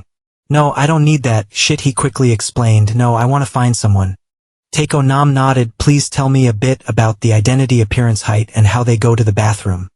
Tran Thursday was taken aback, his eyes wide open. Taeko Nam raised a meat cleaver, his gaze sharp. Is there a problem? Tran Thursday quickly waved his hands. No, there's no problem. He opened his phone, pulled up a photo of Lao Wang Bat, hesitating. However, I only have one photo, is that okay? Taeko Nam quoted a price. All right, 50,000. Come find me in 3 days. Tran Thursday shouted, his face scrunching up in frustration. Forget it, selling even Lao Wang Ba isn't worth 50,000. Suddenly, the system displayed a notification with 3 options. Option 1. Accept Taeko Nam's help and receive a large quantity of beast controlling power reward. Option 2. Find someone else to help, receive high-quality dialect medicine. Option 3. Solve it yourself, receive medium-quality beast controlling seeds. Seeing Tran Thursday in a daze, Dialect shouted, Tran B. He came to his senses, changed his attitude and smiled brightly. 50,000 is absolutely no problem deal. Dialect and Taeko Nam were both stunned. Dialect wide-eyed, brother, you turned around too quickly. Both shook hands to finalize, agreeing to meet 3 days later. One hand exchanging money, the other receiving information. Just then a customer came to buy meat. Taeko Nam changed his tone loudly. How much do you want per pound, right? Tran Thursday pulled Dialect to the corner and whispered anxiously. Him saying, Dialect, can we really trust him? Tran Lin Q couldn't even solve it. How could a pork seller like him be reliable? Dialect confidently replied, trustworthy, he's just working seasonally. Yet Tran Thursday still had doubts, muttering as he walked. Alright, either way, we have to give it a try. If it doesn't work out, consider it a loss of 50,000 to buy a large quantity of beast control power. He turned to Dialect, his voice firm. Alright then, you come with me to the Beast Control Association. In his heart, he sighed, lost 50,000. I have to find a way to make up for it. Let's see if the association has any orders. Dialect nodded, let's go on the way. Dialect excitedly said, right, Tran B, in August. I want to go to Kyo City to participate in the Lin Chao Kyo University entrance exam. Tran Thursday raised an eyebrow in surprise. What do you mean by university entrance exam? Dialect shyly explained, it means participating in the enrollment. First, it means taking the university entrance exam first. Tran Thursday was puzzled and was about to ask more when a girl rushed over shouting loudly, catch the thief, catch the thief. The robber ran wildly, yelling at the pedestrians, get out of my way. Tran Thursday witnessed this, mouth agape, eyes wide. The system suddenly displayed a notification. Option 1. Act decisively, catch the thief. Receive a large quantity of beast control power as a reward. Option 2. Let bystanders pretend not to see, receive disguised drugs. Option 3. Shout loudly, go for it, while urging bystanders to clear the way. Receive the title of crime cheerleader effect. Increasing the speed of evil spirit contracts by 20. Reducing the speed of good by 20. Option 4. Run alongside the robber, keep pace. Receive new illustrated books and speed boost drugs. Tran Thursday snorted without hesitation, chased after the robber, shouting loudly, stop. Raising his hand, the robber turned his head and cursed. If you keep following me, I'll kill you. But Tran Thursday just raised his middle finger, smirking provocatively. The robber felt aggrieved, tears welling up. Damn it, how unlucky, I ran into a guy who isn't afraid of death. He gritted his teeth angrily looking at Tran Thursday before throwing the bag away. Take it back. Don't chase me anymore. Tran Thursday ignored the bag and continued to chase. Diluc also rushed over laughing loudly joining in too. The woman who was robbed picked up the bag and shouted, "You guys don't need to chase anymore, the bag is here now." But now the robber was trapped between Tran Thursday and Diluc with no way to escape. Diluc grinned widely, his eyes sparkling. Do you want to torture him? 10 minutes later, the three of them were still running wildly down the street. The robber, exhausted, pleaded, "Two brothers, I know I was wrong. Please stop chasing," he cried bitterly. "Grandpa. Oh Grandpa. Please let me go, I really can't take it anymore. If I keep running, I'll cough up blood, please let me go." Tran Thursday remained calm, his eyes fixed on the system, thinking, why hasn't the reward been given? This thief has lost all courage and yet the system still won't give the reward. Suddenly he threw an arm around the robber's shoulders, smiling brightly casually. "As long as you don't die from running, just keep running until you drop." Passers-by watching the scene mistakenly thought the three were in a running competition, praising, "Chasing the sun, how full of energy today's youth is, truly admirable." One person even cheered, "That's right, not like my lazy child at home still sleeping. Go for it, go for it." Half an hour later, the robber ran until his face was as haggard as a skeleton. Tran Thursday and Diluc were also drenched in sweat, breathing heavily. Finally, the system announced the unlocking of the new illustrated book. Tran Thursday joyfully exclaimed, "Finally, it's here." Both of them let go of the robber, who fell to the ground, crying out, "I said, didn't I just steal one bag? Do you really have to treat me like this?"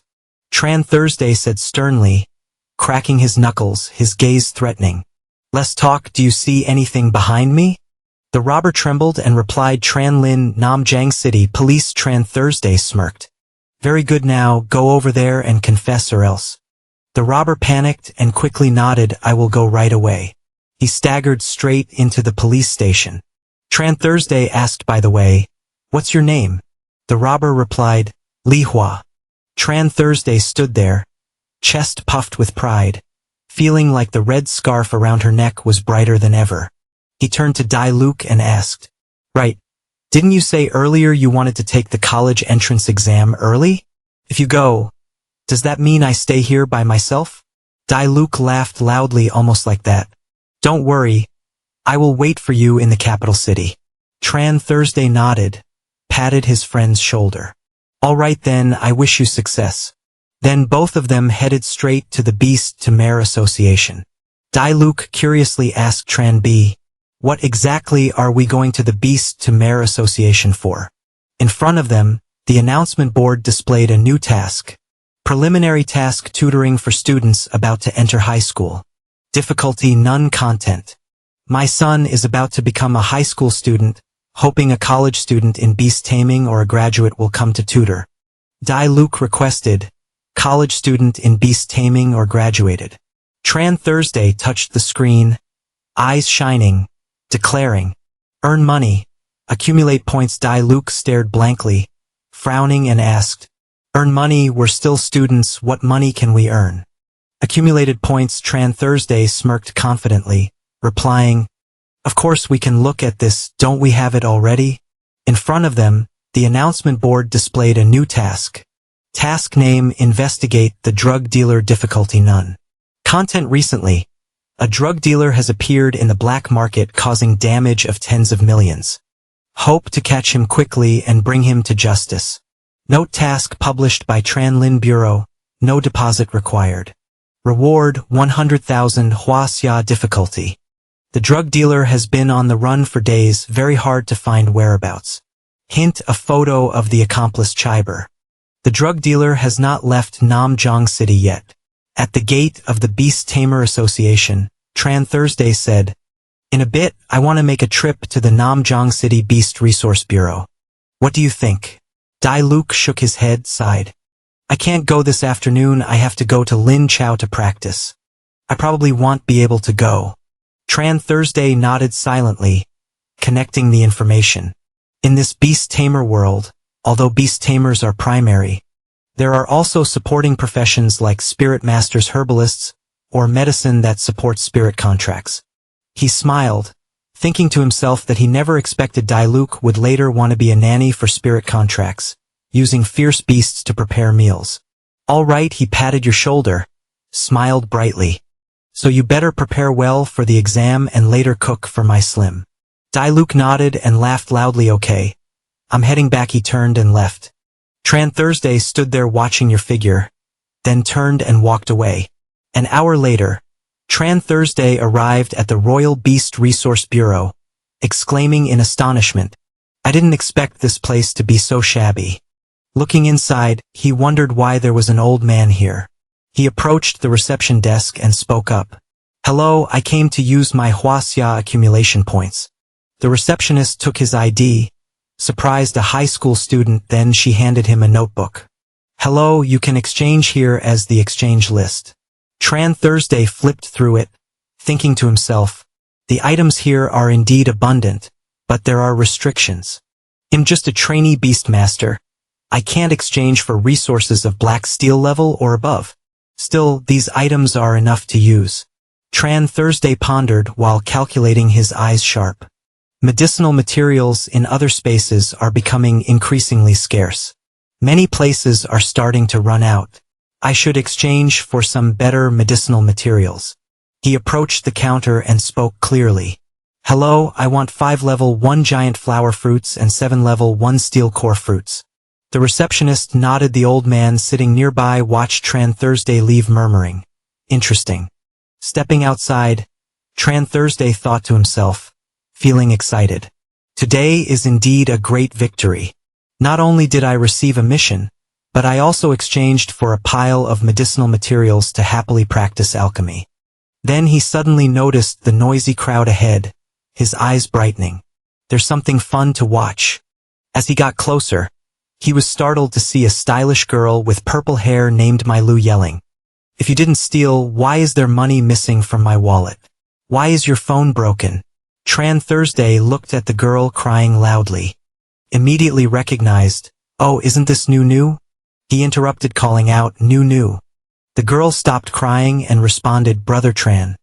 Mailu turned and spoke coldly, are you family? New tearfully explained, her eyes red. When I was playing here, I found this lattice wallet. Mom said if you find someone else's wallet, you have to return it to the owner. So you just wait here, the little girl sniffed. In the end, this sister came back and said I took her money and even broke her phone. New looked up at Tran Thursday. Did I do something wrong? How do you think we should handle this? Go to the police station or solve it ourselves. Tran thus father gently patted New's head to comfort her. It's okay. I'm here. He frowned, looking at the beautiful girl with annoyance. How do you want to resolve this? The system suddenly displayed a choice notification. 1. Compensate for the lost money to the other party. Receive the title, Money is like trash, collision effect. 2. Ignore the other party, leave with New. Receive mid-grade ice welding medicine. 3. Argue with reason.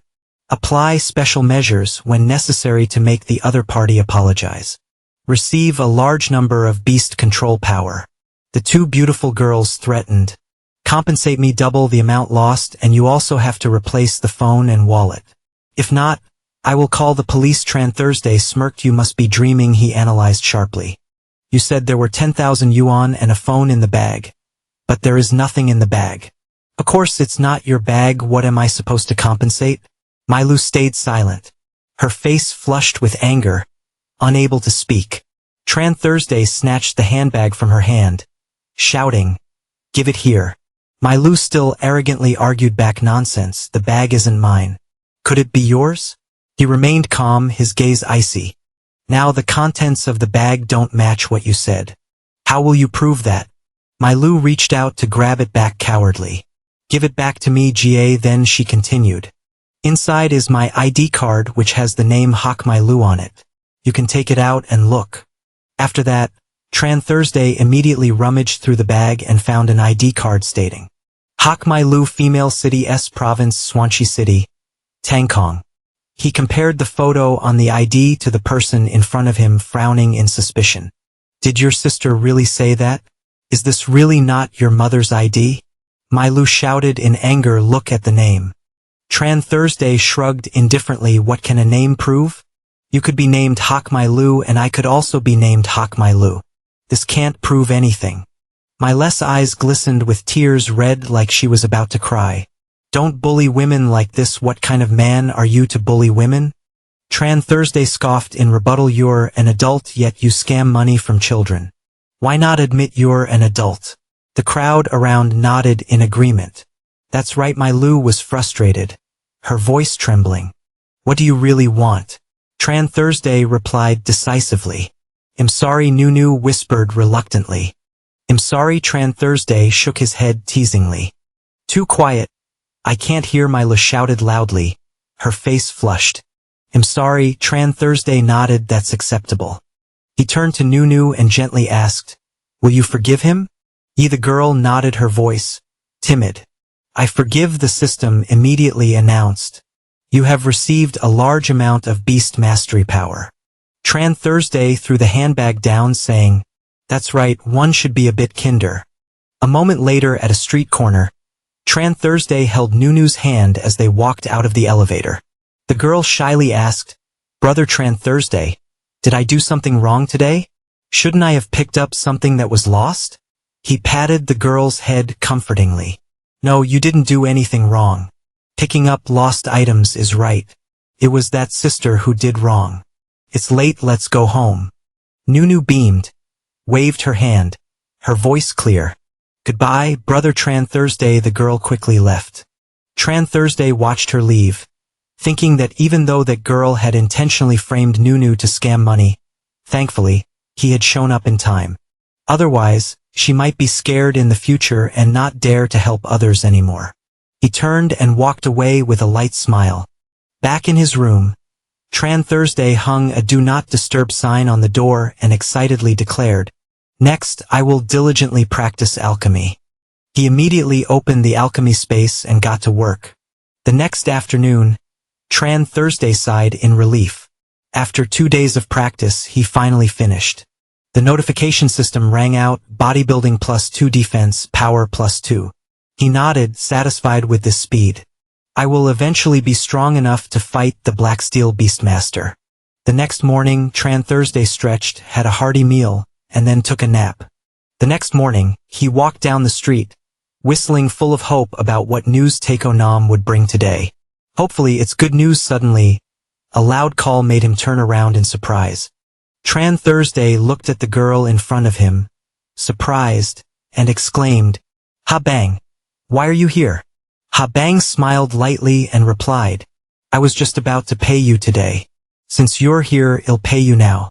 All right. Tran Thursday waved his hand, relaxed. No need to rush, I'm not short on money either. He raised his phone and asked, by the way, bank transfer or cash? Seeing his nonchalant demeanor, Ha Bang was speechless, recalculating, let's do a bank transfer. At that time, I borrowed 200,000 from you, calculated at the bank's interest rate. Tran Thursday hurriedly interrupted, no need to calculate interest. Ha Bang was surprised, wide-eyed, you don't need interest. Tran Thursday, are you feeling okay? He smiled brightly. I just want to help you. Ha Bang glared at him, feeling something was off. At the dormitory, after some conversation, Tran Thursday concluded, that's how it is, he revealed in a serious tone. Based on my judgment, it seems that old Vung is not the master of Mu. The master of Mu is someone else. I'm worried there might be a high-level beast master, and I can't handle it alone, so I wanted to ask for your help. Ha Bang nodded, smiling. All right, consider it a pleasure to help. Just then, both saw Taeko Nam calling out, Taeko Nam. He pulled out a pair of glasses from his apron pocket and put them on with a professional look. You're here, have you brought the money? Tran Thursday replied immediately, of course I brought it. Where's my stuff? He demanded, voice firm. I want to check the goods first. Taeko Nam took out 2 photos from his apron pocket and presented them to the two. Ha Bang frowned, mocked in broad daylight, are you still acting in a Hong Kong movie? She and Tran Thursday carefully observed the photo of a mysterious man, his face blurred.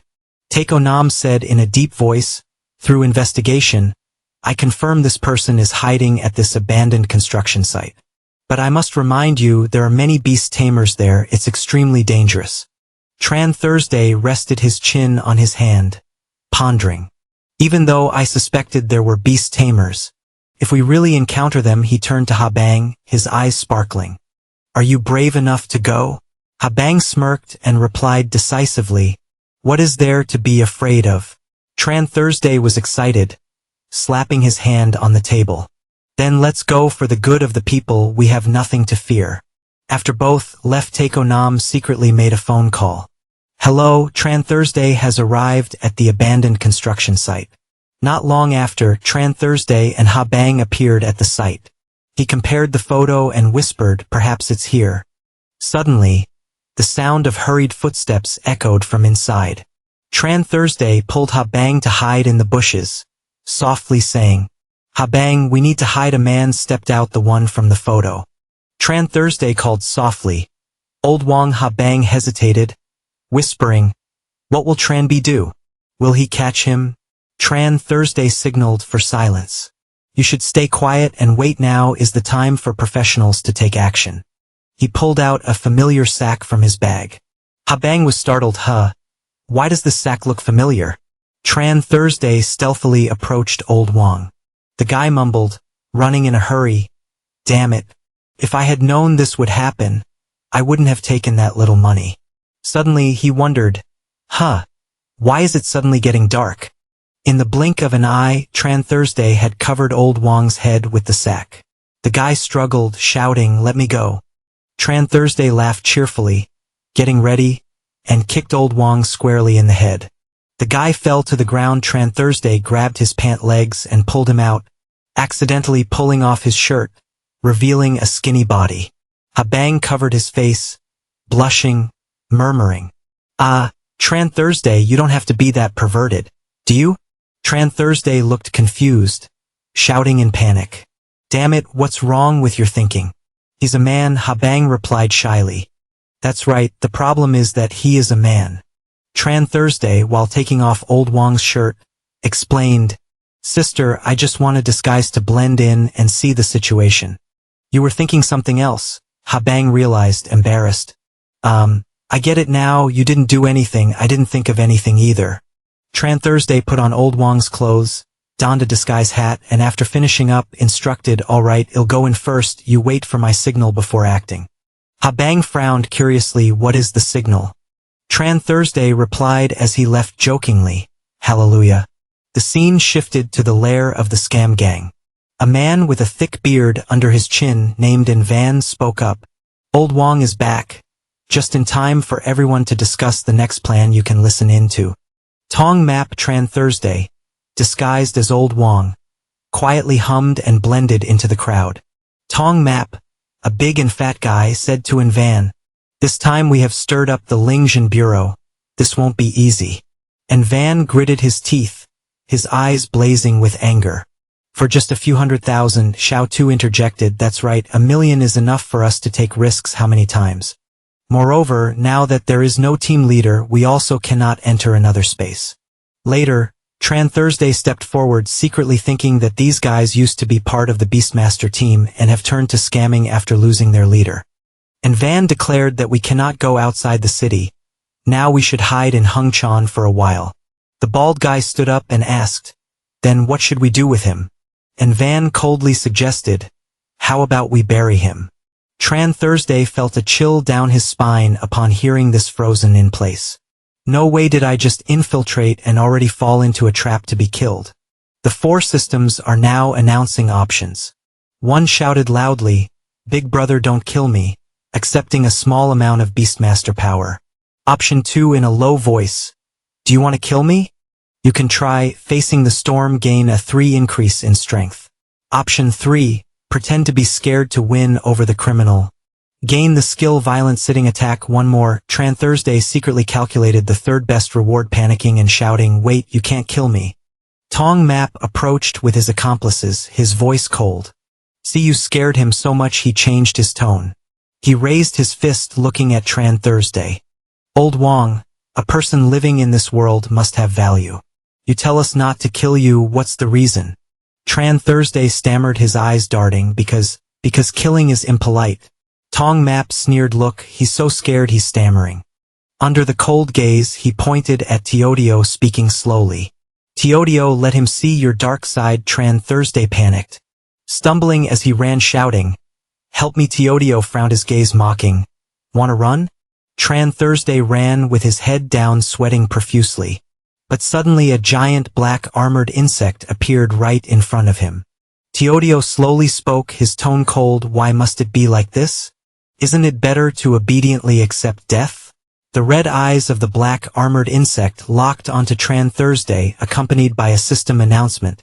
Reward received, violent sitting attack +1, damage dealing skill +1.